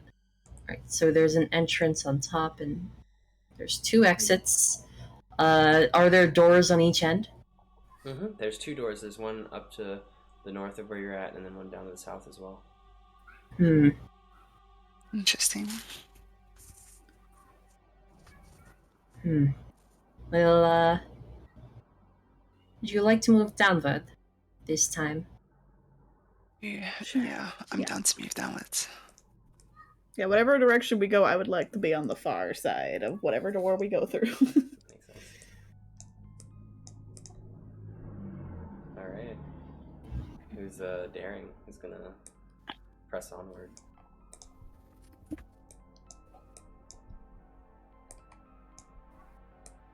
Woodknocker? I think we should go north. Oh, you think we should go Okay. north? Well, I vote south. What about you two? You can always just head up to the north door, Woodknocker. You could just walk up to it if you wanted to. Yeah, I think I'm gonna do that. Okay. Need to Swing rename the you door open. Doorbuster. Yeah, bust down that door. Alright, Oh my swing God. this door swings open, and in this next room, there is a, it's about the same size as the other rooms that you guys are in, except instead of a floor there's this pit. And at the bottom of the pit is this roiling, bubbling mass of green, steaming liquid. Yeah. And across this pit is a narrow, slender balance beam walkway. And on the other side of the room, there is a chest on a platform connected to the wall. Okay. There's a chest. Okay. Waffle is like, I'm not sure how well any of us would be able to balance on that. However, I think I might have a little friend who might be able to help us. Oh, that's right. And Foxy, you would know who this is. We kind of established this when we were rolling characters, but you see her sort of take her wand, and maple syrup starts coming out. Mhm. And the maple syrup eventually forms into the shape of a little puppy. Bonjour, Maple. Oh, Hey there, Guardian Waffle. You want me to go across that beam? Eh? Okay. Oh my god. He's Canadian. I don't have a token for Maple, but could I maybe try to send Maple across and, Yeah, totally. I think they probably have maybe a +2 to their agility. So go ahead and roll me an agility check for Maple as they try to go along the balance beam there. +2 to agility? Yes, so roll me so it'll be a +2 to their reflex save, yeah. +2 to reflex save. Yes. Wait, I didn't have a reflex save put in. I think it would just be 0, but... Yeah, I think your reflex save is supposed to be 0. Yeah, so I just roll agility, and then if there's like a failure, I roll reflex save. Mm-hmm. Very well. And that will be a 15. 15. Okay, so Maple starts like kind of sploop, sploop, sploop, like balances along this balance beam, this sticky dog, and he gets to the other side, and he sits down next to the chest, and yeah, there's the chest there. He's right next to it. Now, would it be possible for Maple to bring the chest over?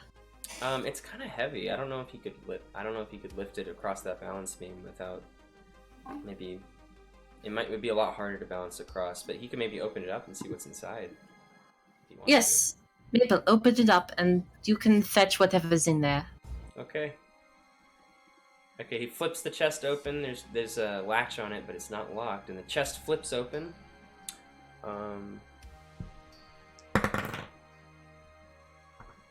Alright, inside there is this tube. There's this tube with a latch on the side of it, and some kind of grip.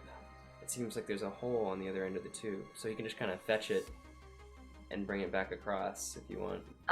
Alright, and would that require a roll? No, he just grabs it, brings it across. Yeah. Alright, so Good boy. You're welcome, eh? yeah, so he's got this little like metal tube in his mouth as he comes across the other side of the balance beam there. Trots across. Okay. Yeah. Does anybody want to take a look at that metal tube thing? what a strange little tube. We should while we walk south. Okay. Do you want to inspect the metal tube there, Sochi? Yes, I would like to take a look at Yeah. the tube. Okay, We'll I'll have you be make doing- an intelligence check. So roll a d20 plus your intelligence modifier. Okie doke. So it's the Yeah, number I think that's my like to your intelligence is it's got a +1 modifier. cool. So d20 plus 1. Oh no, 7. 7. Okay, So so you 6 like plus 1. you grab this tube and you're like fiddling with it, and make a luck check as you're messing with this tube. Oh, so my luck is like 6 with a -1 modifier. Okay, so roll the d20 to see if you get underneath 6.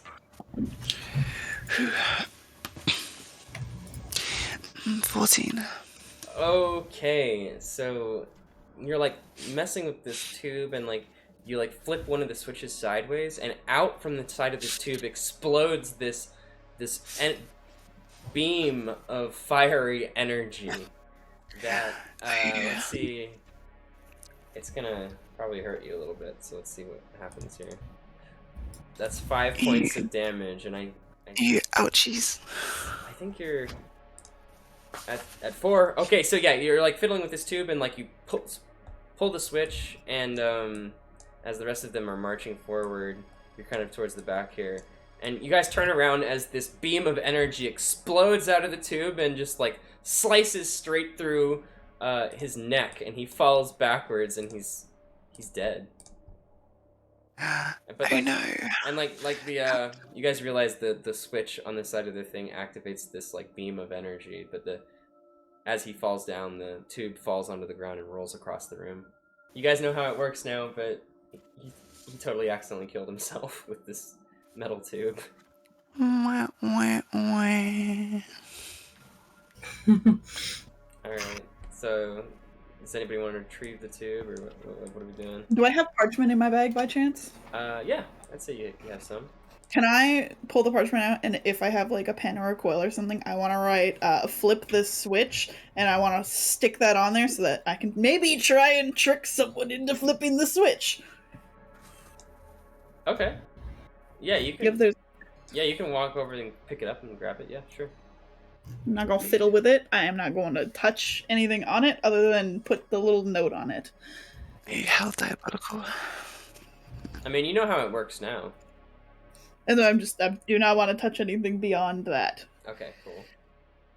And yeah, put the note on it so that maybe we could trick someone into flipping the switch and doing the same thing, unfortunately. Sure. Okay, Sochi's just kind of like over here in a pool of his blood. He's out.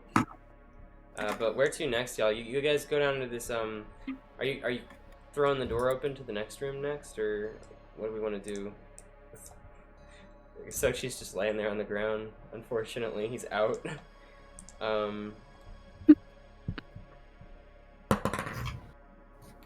Who's opening the next door?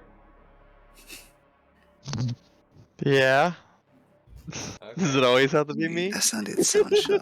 I mean, you enjoy doing it. If you would like, you could add it to someone I else. kick open the door again. All right, you kick this door open, but this time this room is completely black. It's dark in this next room, and you can Wait a hear second. a thwipping, oozing, squelching noise in the next room, and the lights from. What's up? I have torches. Okay. I have three torches. in I my have bag. Yes. flint and kindling. Yeah. Do you want to what do you want to do with one of the torches there, Laurel? Can I throw one in to see if there's something moving? 100%. So you want to chuck the torch in there to illuminate the room? Yes. Okay. Yes, you're able to do so, and it does illuminate this next room, and you see all of the green ooze on the ground. It's starting to pool together to form this massive undulating liquid. It starts to spill and just roll over itself towards you. It's this pile of goo.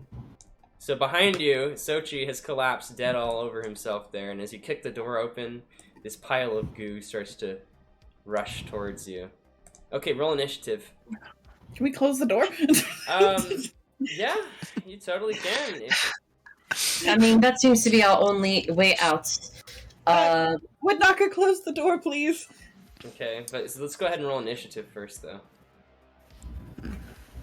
Very well. 8 plus 1.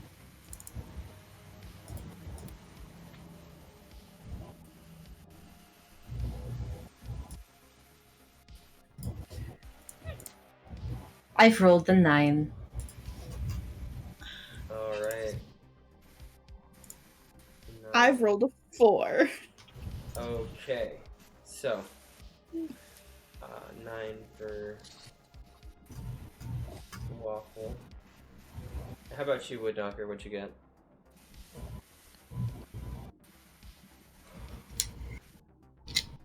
Oh wait, crap. What am I supposed to roll? Initiative. D20. D20. D20. Oh wait, forget the. Okay, 8. 8. Okay. All right. So this thing is starting to spill towards you, and Waffle, it's your go first. You can rush up and close the door if you want.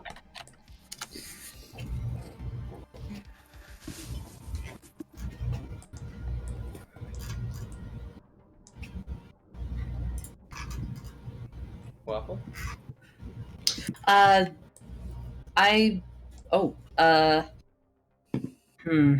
not sure what to do. Okay. I suppose, has the door been shut yet? Not yet. I will try to help shut the door. Okay, so yeah, you can rush up to the side there and just slam the door shut. Okay, are you guys just retreating now, or what's going on? Time to run, because it might be able to break down the door.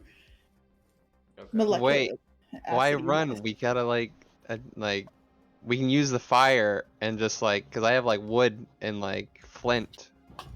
We could just try to burn the thing alive in there. Good Okay. thinking. Yeah? Have Do you want to like chuck a bunch of wood on the ground there and start just lighting Yeah, it? throw all your torches. Yeah, throw all your torches, and I'll throw my all the wood torches on it.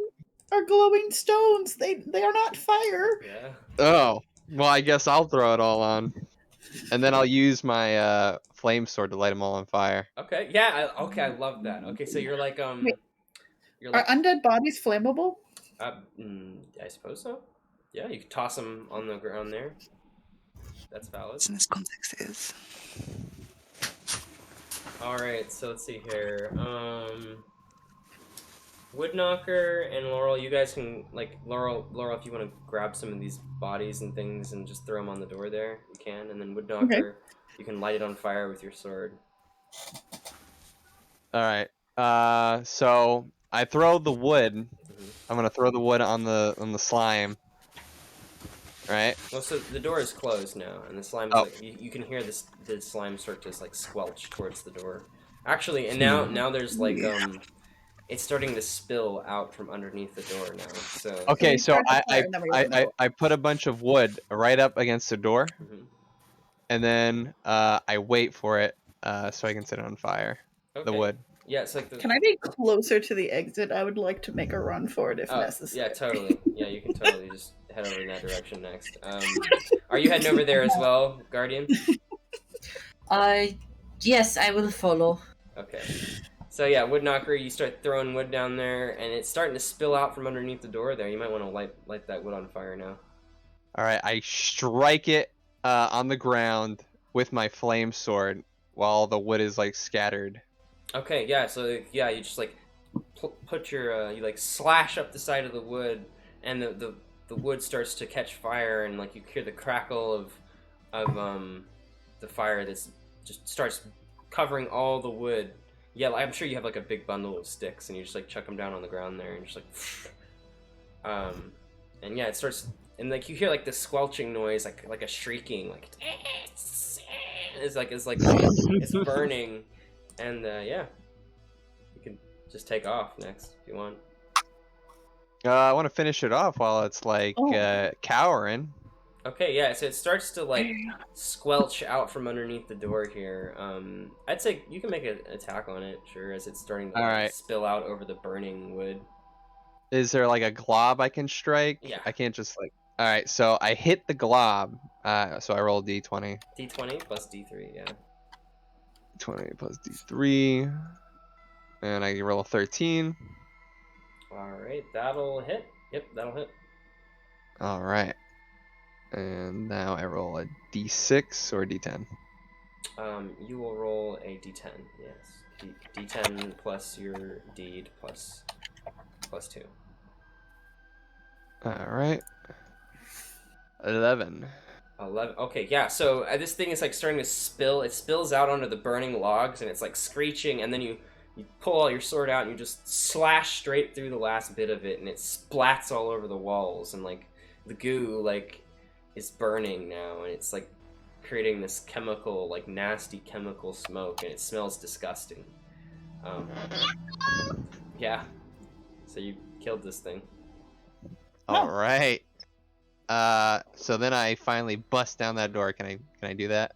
Okay, just like knock the burning logs out of the way and bust the door down. Yeah. We would like to catch up to him. Okay, yeah, you guys can come back here. Wait. Yes. Yeah, so yeah, you knock the door, like chuck the burning logs to the side, just kick them down, and then you knock the door down. And there's another, in this next room, it's empty, except there's another door to the south as well. Well, I don't think I will doubt Woodknocker's sensibilities again, so you pick again. I say we go down south. Okay. Okay. Throw the door open again. Yep. I bash that thing right open. Okay, actually, I'll have Laurel, I'm gonna have you make a find trap check real quick. Okay, oh gosh. Otherwise, we'll see what happens. Okay, yeah, yeah, I'll do that. D20 plus the find trap check there. Yeah, I just gotta figure, because I can't remember where it is ever. I think you had a +1, I want to say. On a high You could totally add luck to this too if you want. Yeah. Ah, there we go. No, it's a +2. Okay. And I will do one of my luck dice, so it's a +3, so +5. Okay. So you'll be rolling a D3 and then you add that to it. Oh, okay. So Yeah, so for each point of luck you spend, you roll a D3 and add it to it. yeah, then it was a +2 just for the D20, and then I do a D3. And add that as well, yes. Okay, and then D3. Like that. So 15. 15. Okay, so yes. And like as he's about to knock this door down, you notice that there's a bit of wire like connected to the door, and it's connected to some kind of pulley system in the roof there. And then you look along the roof. There's some sort of trap door on the roof there. No, stop. Stop. Oh, Please. you gonna walk up to that trap there? Yes, and I would like to disable it. Okay, go for it. D20 plus your disable trap.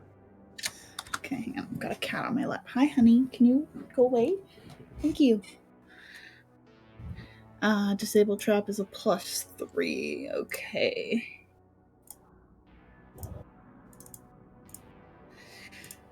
Seven? Alright, so you're trying to like, because this thing is like very delicate, you're trying to like take some wire clippers and you're like pulling the wire back and you snip, like, and try to pin it to the side of the wall to keep it from, but like, it snips and the wire goes loose, and then the platform above you in the roof opens up and this boulder starts rolling down. You can hear a rolling noise. You look up and here's this boulder falling down straight out of the roof. Everybody make a reflex save. Everybody make a reflex save. Oh, bugger. Okay. I'm adding one of my luck die to that. Makes sense. 19. All right, so yeah, you're able to Oh leap no! out of the way, and you're only taking half damage now. So I took the full brunt of that. okay, yep. I'm also probably gonna get hit with this. That's a 7. All right, so Oh, bugger. see how much damage y'all are taking here.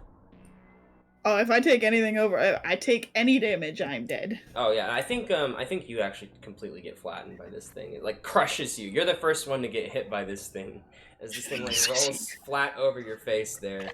Just Yeah, totally. that's gonna hurt. Most definitely. Okay, yep.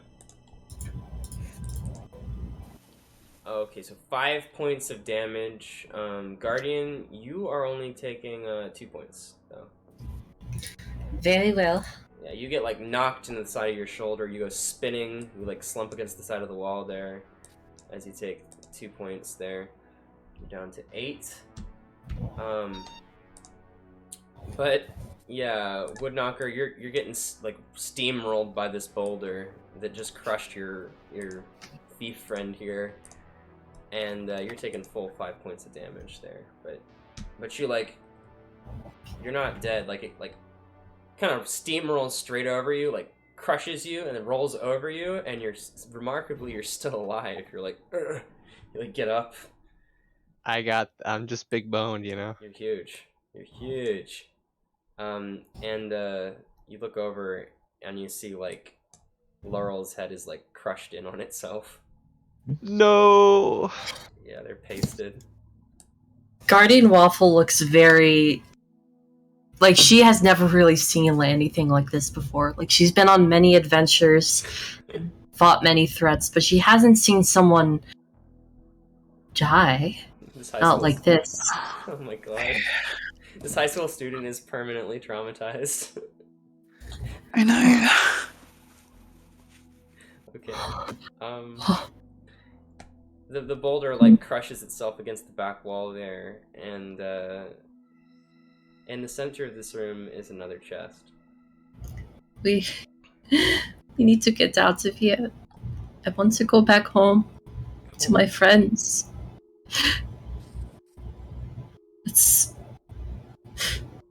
Woodknocker, let's keep going. And just hope that we can find some way of getting out of here. Alright, we rush forward. What is this contraption? There's a chest in the middle of the room, yeah. Are you sure this isn't another trap? I will open it because I have the most health right now. I will stand back. Alright, so you flip the chest open, and in the bottom of the chest are 2 red flasks with stoppers in the top of them. With what? Stoppers, like little pieces of cork. Like little cork. Yeah. Are they health potions? Ooh. You want to take it out and check it out? Alright. I take it out and I down the whole thing. Alright, you are, as you, like, swallow this red liquid, it's very sweet. It smells very nice. Ooh. It tastes even better. And, you recover, 7 points of HP. Hey. Yeah. Let's go. So you're back up to full. Not bad. Alright, now... Waffle, you should drink yours now. I only have 2 HP down, so I'd rather save it. Alright. Alright, there's another door, to the east. Like, to the, I guess, to the left of the door that you guys just entered.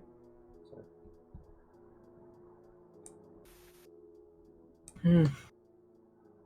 Left or right? I say we go right. Okay. So you swing that door open. No. Other one. Other side. Okay, cool. Yeah, right. So yeah, you swing that door open, and it's another empty room. With a single torch on the wall, and there's a door straight across the room. We shall move forward. Alright. Yes. We need to move forward. Head towards that door. Swing the door open up again. Yep, I bash that thing down. Alright, you slam your foot into the door, and you crack the door open, and there's another door to your left.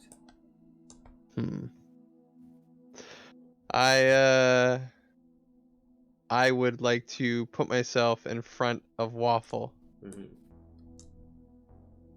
Alright, and we keep continuing onward and smash down the other door. Alright, you bash that door down. Another empty room with another door on the other side. Keep proceeding. Alright, smack that door down as well. Alright, this time you bash that door down, and this room has this long hallway. This long hallway with pillars to either side there. Make an intelligence check, both of you. D20 plus your intelligence modifier. Very well.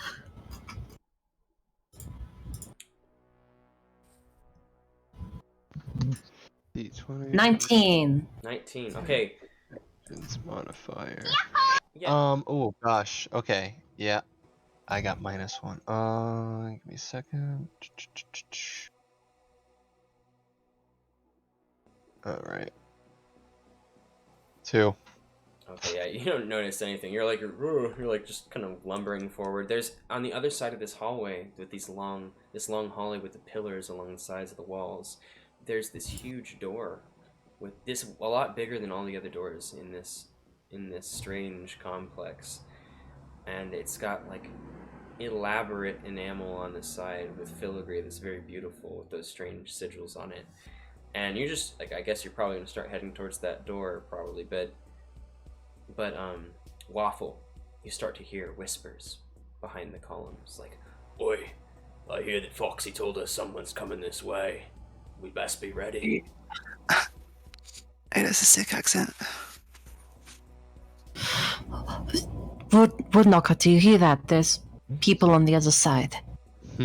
I ready my weapon, and I put 1 dose of poison on my flame sword. Oh, nice. Okay, yeah, sure. You hear them coming from behind the columns there, and you like squint, and you can see like figures behind these columns with like beady red eyes that are hiding there in the shadows. They don't seem to notice you yet, though. But then, like, one of them's like, "Oi! The door just opened. Get ready. Ready your weapons." Yeah. Let's go down. Alright. What's the plan? So guys? is the room already lit up, or? Yeah, there are torches along the sides of these columns, but like the shadows behind these columns against the wall there, you can see these figures. If I were to try and like cast Holy Sanctuary, would that like, if I rolled well enough, could that like protect me and Woodknocker here? Yeah, potentially. Yeah, you can roll it. See what happens. Alright. I shall roll d20 plus 3.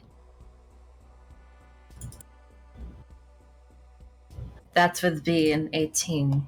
18. Now you can also spend points of your stamina or strength to try to crank that roll up if you wanted to. Points of stamina or strength? Yeah, you can spell burn. That's what that's called. I'd rather not, to be honest. Okay. I'm good with this. Cool. 18. Now what does that do there? It says, under Waffle Magic, the thing you sent me, enemies are compelled to focus their attacks against other targets. As long as an attacker can reasonably attack some other target instead of the cleric, they must choose to do so. In order to resist this compulsion and attack the cleric, the enemy... Should I read the whole thing? No, I get it. Okay. Okay, so yeah, they have to roll over that. Okay, so yeah, so Waffle, your iron starts to glow, and then the light pools around you. And like you're glowing now with that golden waffle energy. Okay, Woodknocker, it seems like your friend is protected, so you don't have to worry too much about them. She's good. But yeah, there are those looming figures behind those columns there. What do you want to do?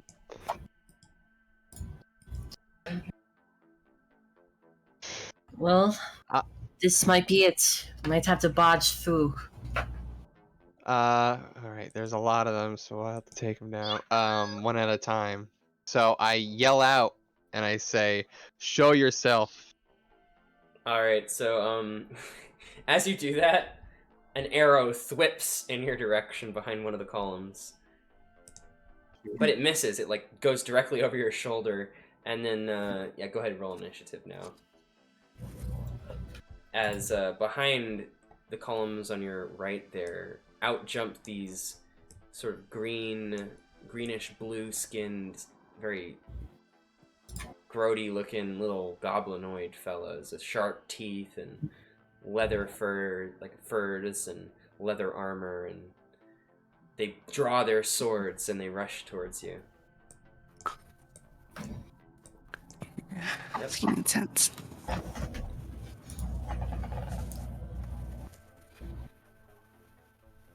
I rolled a 1. I rolled a 4. Okay.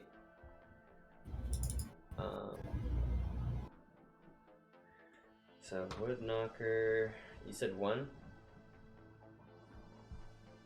1 for Woodknocker. Yep. Dragon Waffle 4. Okay, so these goblins with these swords all like blitz you. Let me see how fast these little dudes are going. Oh man, yeah. So immediately, more of these arrows start shooting at you, Woodknocker. Even more. So they all start shooting in your general direction. One of them like goes over your shoulder, sticks in the wall beside you there. The other one just flies straight back into the room behind you.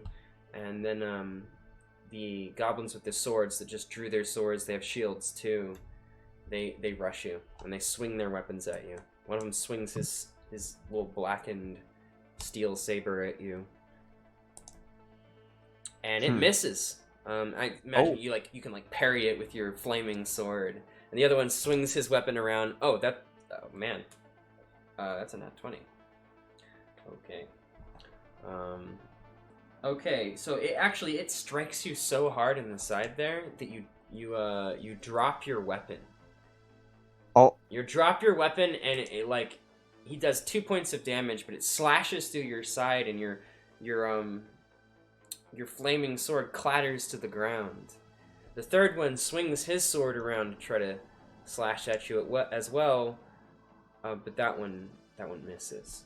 Okay, so now Woodknocker, or actually Guardian Waffle, it's your go. So Guardian Waffle is going to try and heal. Well, actually, should I heal you or should I just go? Should I just start running, make a mad dash? It's up to you. They're not paying attention to you right now, so you can just run past. You gonna just abandon me like that? I mean, it's not the pretty Guardian way, but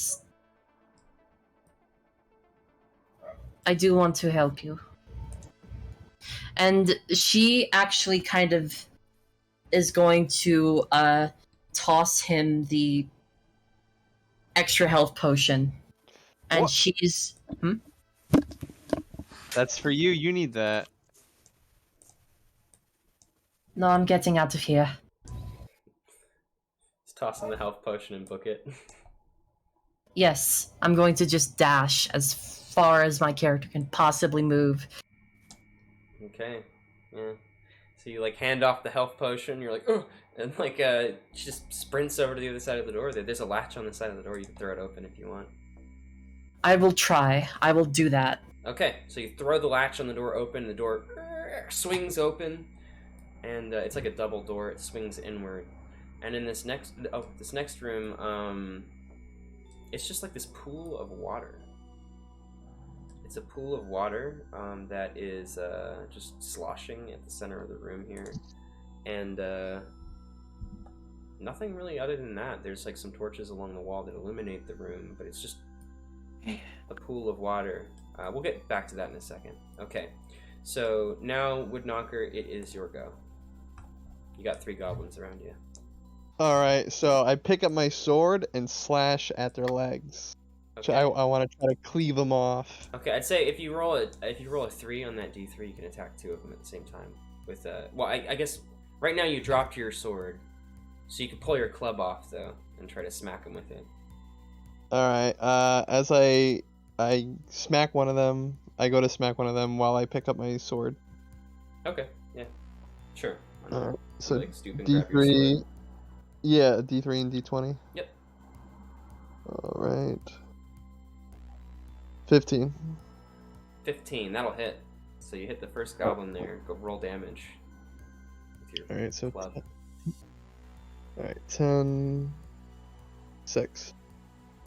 Okay, 6 points of damage, and the goblin goes down. He just crunch his head in on itself, and he's dead. Alright. Now these goblins are gonna continue their assault on you. More arrows start whipping behind those columns there as these 2 goblins step out from behind the columns. They have bows at the ready. And they're gonna start... Ooh, one of them hits. That's gonna do D4 damage. So that's 2 points of damage as the arrow stabs into the side of your shoulder. Ah. And the other one's taking a shot at you as well. Oh, but his bow actually snaps and breaks, and he drops the bow, and he's like, "Ugh!" And he grabs the knife off his belt. He's like, shifty weapons. Can't be trusted.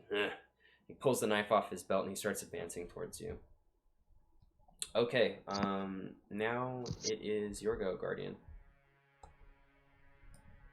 So you're like kind of standing in front of this water. If you want to step into the room and take a closer look at it, you can make an Don't do it. intelligence.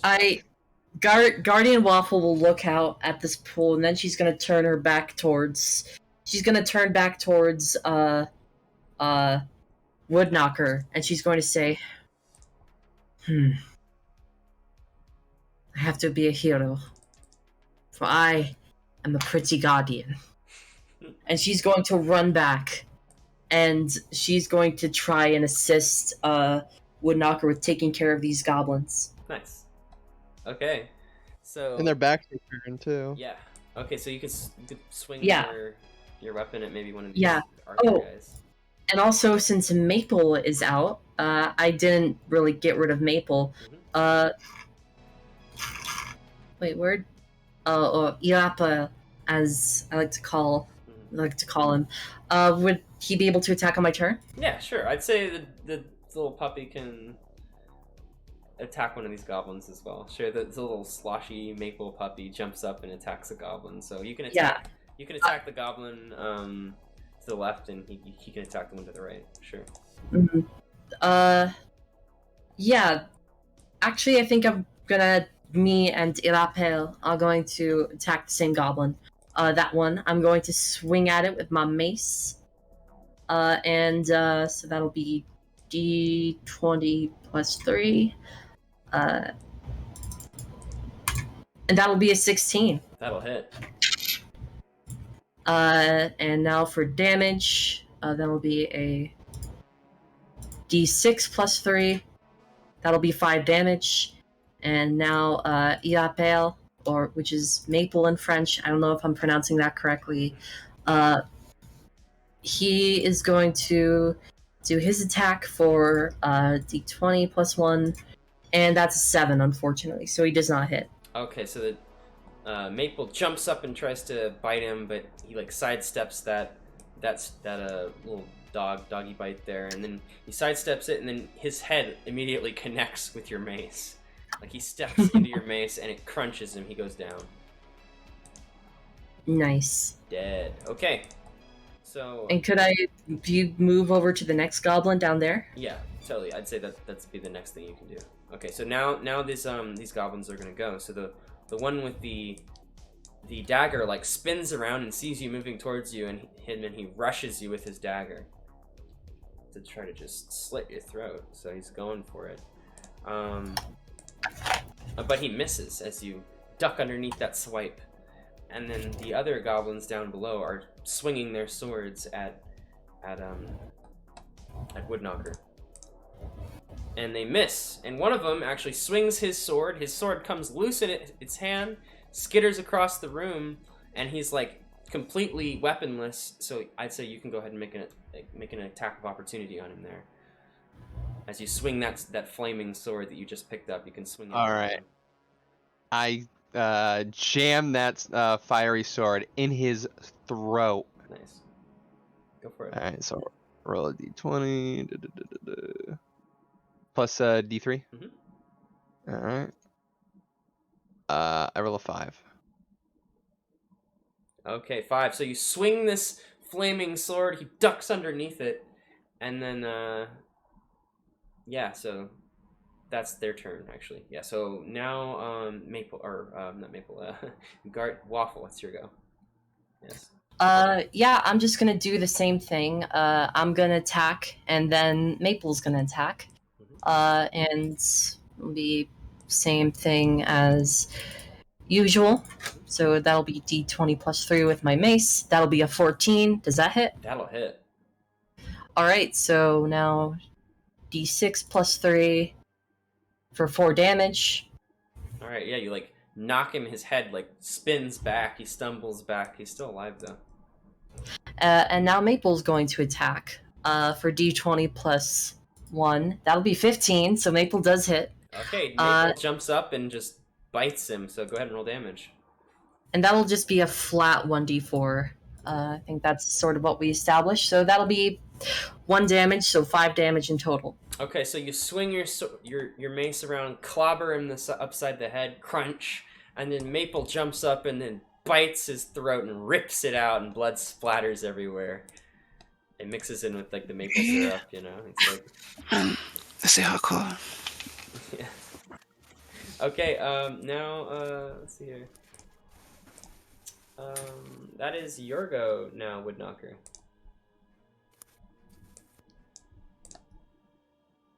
Oh, Yeah. I'm going to cleave. I'm gonna try to cleave one of these goblins' heads right off. Okay, go for it. All right, so here we go. 7.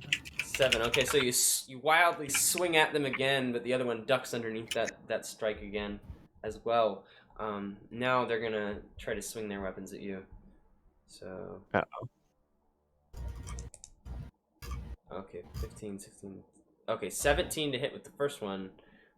He's gonna swing his weapon at you and take a chunk out of you. Does 6 points of damage as he slashes up through your chest there.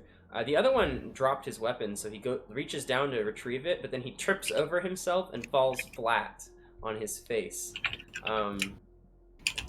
So you can make another attack on him, actually. Alright, I'll do one more d20, d3. Yep. And I roll a 14. 14, yeah. Okay, so you can attack this goblin that just fell flat at your feet there. Alright, so d10 and roll it. Ooh, 2. 2 points. Okay, and then did you add the bonus of the Okay, so then also you're adding 2, so that's 4, 5, 6 points of damage total, actually, because you're adding the bonus from the weapon, which is +2 from the flames, and then also Oh, Jesus. Also, you have to add that D3 damage that you rolled before to Oh. that roll.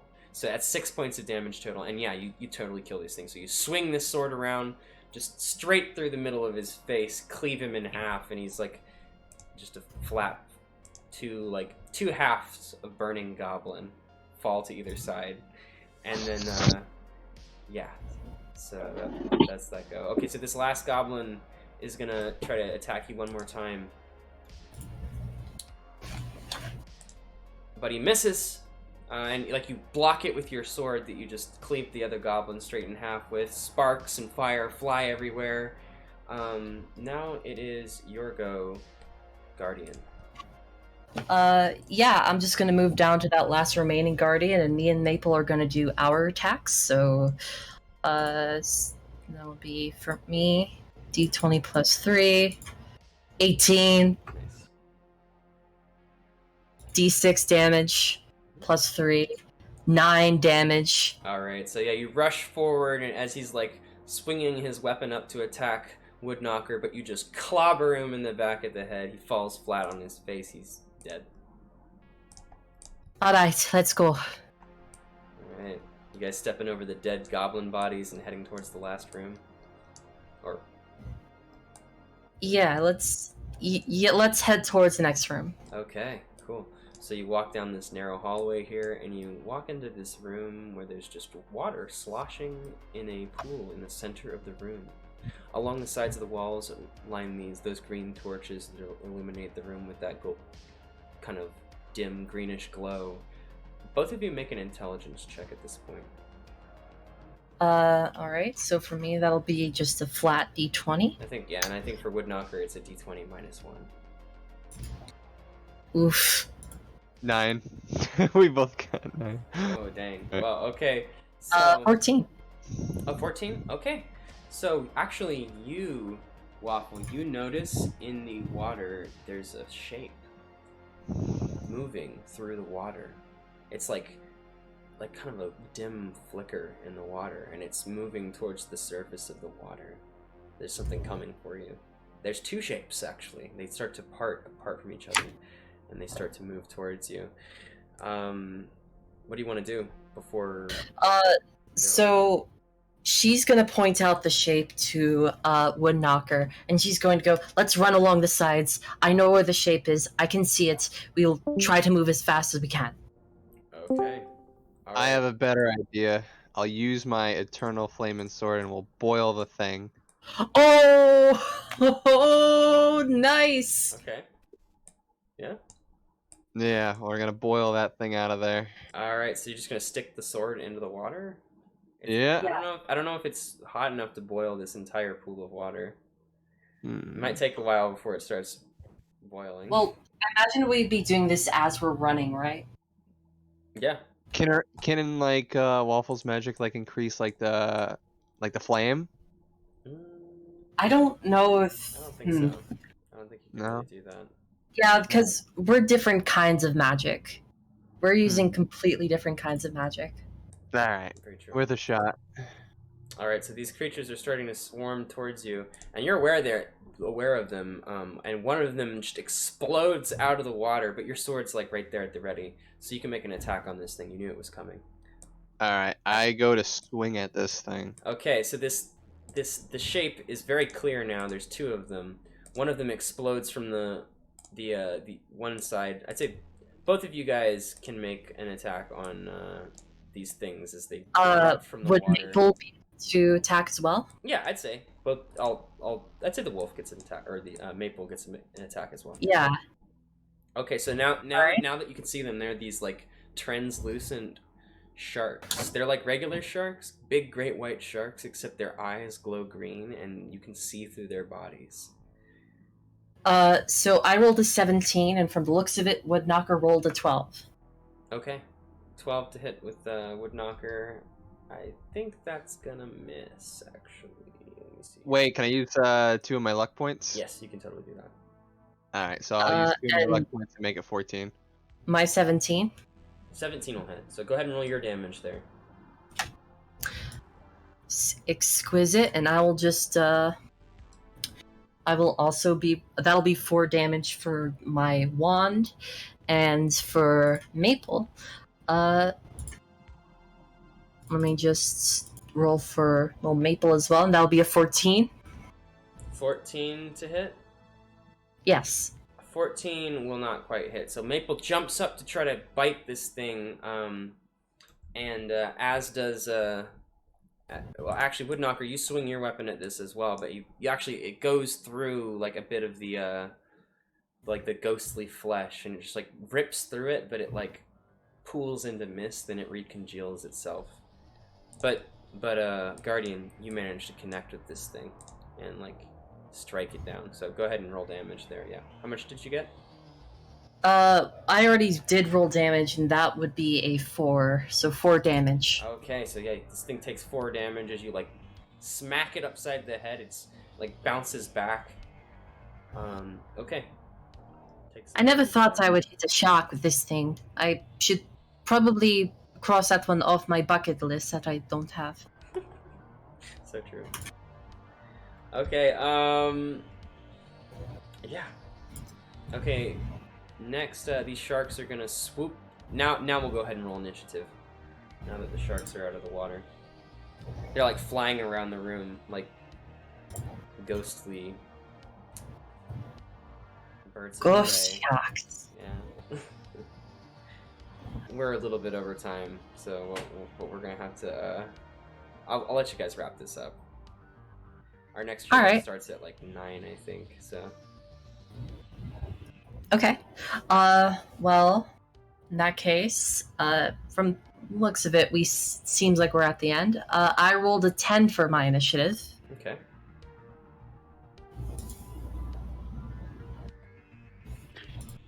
I'm sure Great Babe's cool with me finishing this fight. Okay, and how about for you, Woodknocker? I rolled a 5. 5, okay. And the sharks.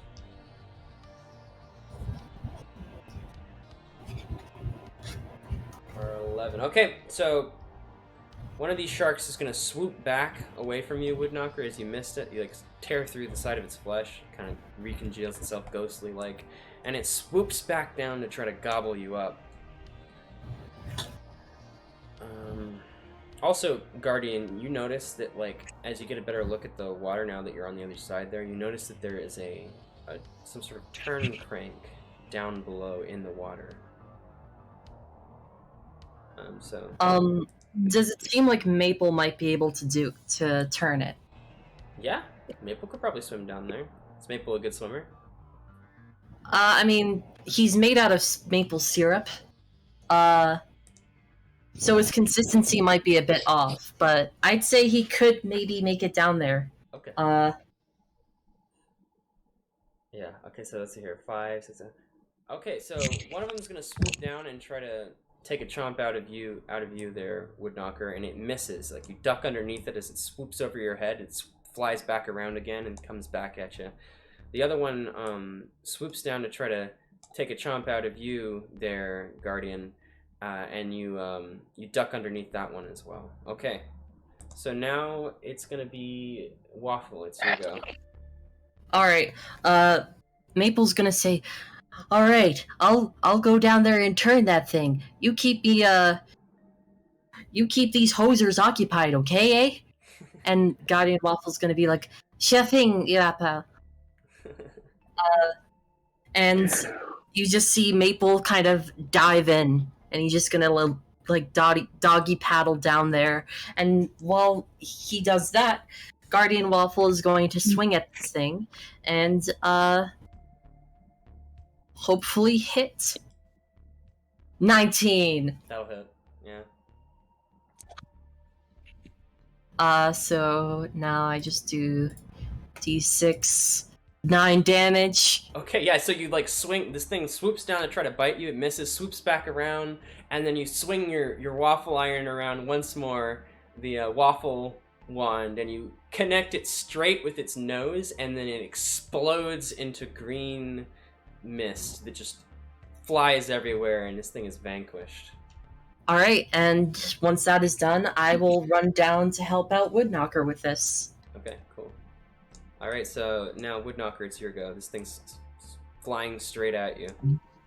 Alright, so I roll initiative, d20. Alright, yeah, you're gonna roll a d20 to hit. Alright, 18. 18, oh, that'll hit. Yeah, roll damage. Alright, d10, d3 plus flame sword. Yes. Alright, 9. 9 points of damage, or... Yeah, 9 points. 9 points, okay, yeah, so you swing your sword, and it just cuts this thing straight through its belly, and it's like ectoplasmic goo starts like leaking out of it as it's like kind of like a wobbling in thin air, and then it swoops down to try to bite Guardian Waffle. It's gonna try to get at you there. So, ooh, it's gotcha, Guardian. It's gotcha. As it swoops down, and it does 4 points of damage as it like chomps you. So let's see here, you're down to 4 HP. 4. As it took like a bite out of the side of your arm, and it rips a chunk out of you, it flies through the air, blood is trailing behind it and dripping into the water, pooling everywhere. And with that, it is your go ahead. Actually, go as well again, Guardian. And at this point, Maple has gotten down below in the turn crank down there. He's like swimming, but besides the turn crank, and he can like bite it with his jaw and try to pull it open. Yeah. Roll me just a flat d20 for that strength check. Okay. As Maple tries to open the crank. 5. Okay. Oof. It's so hard. Maple can't do it. He's like kind of growling as he tries to open it. He can't. It's too hard to open. All right. Now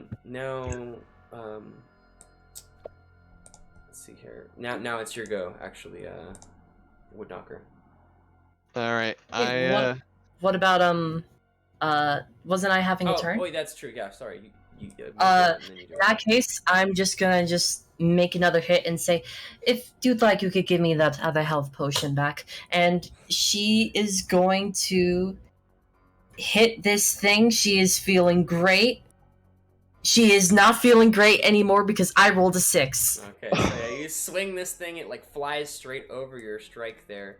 And it starts soaring down towards Oh, no. Woodknocker. Woodknocker, it's your go. Alright, okay. So I throw. Can I drink half of it and then throw the other half?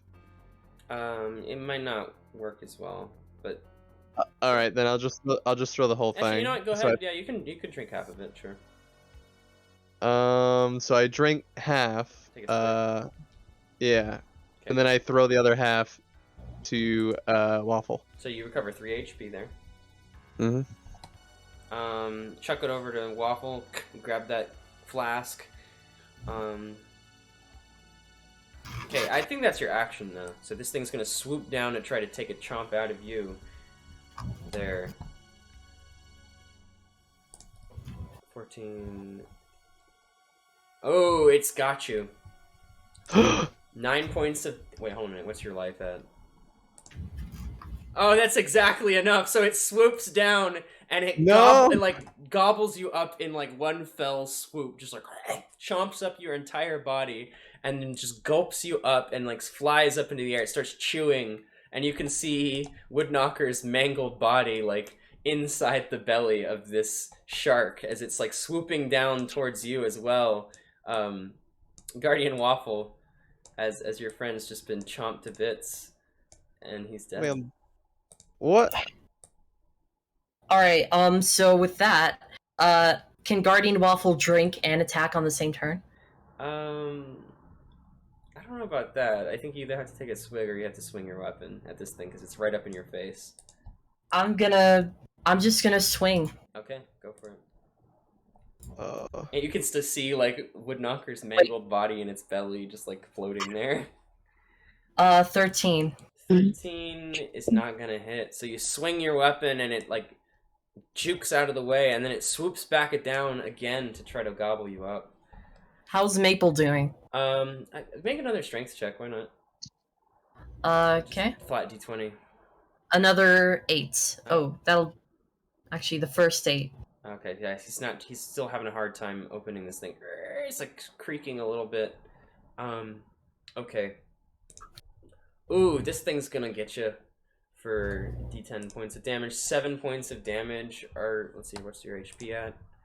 Oh my 4. god. So yeah, this thing swoops down, and you see like Maple below there, like the door's like starting to creak a little bit, and the door like opens up, and you see it open up, and the door that like kind of latch there swings open, and Maple sees in front of him the water is held like in front of a suspended field there, like as if like it won't flow past the doorway there for some strange reason.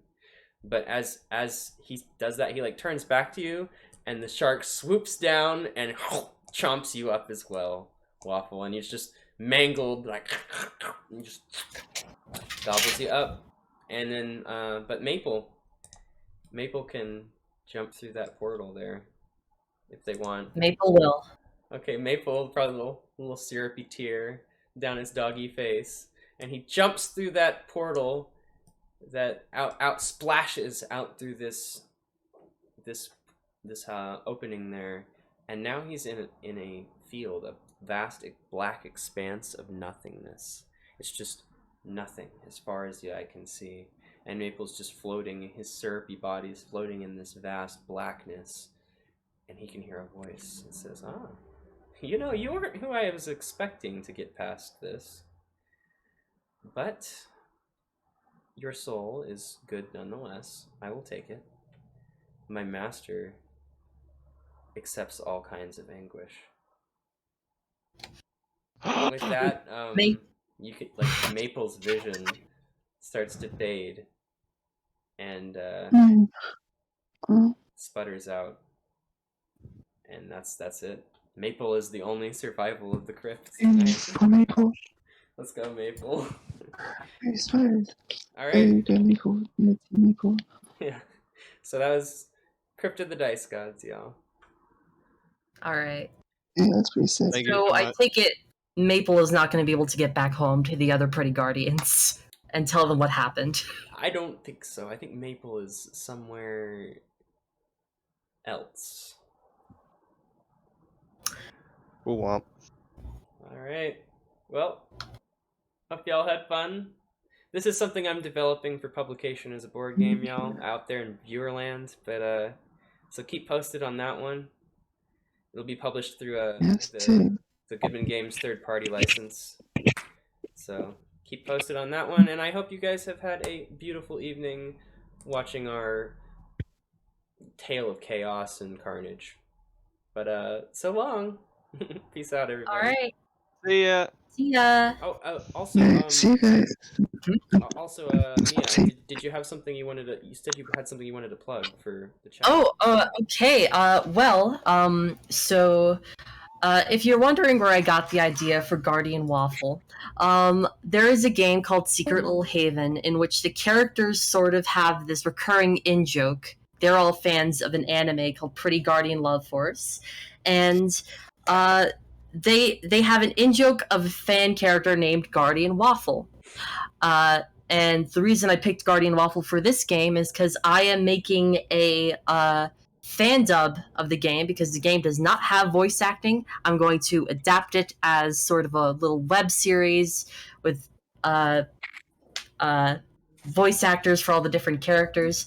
And if it's okay, I'd like to actually link the account, the project's Twitter account in the Twitch chat, if y'all don't mind. Go for it. Also, hey Glenn, how you doing? All right, it is in the chat. I've plugged my thing. I think I'm ready to go. Thank you very much, and thank everyone here for hanging out in the chat with me. And I will see you all later. Yep, and I'll see you Maybe. guys Yeah, next catch week. you guys later. See ya. Bye-bye. See ya.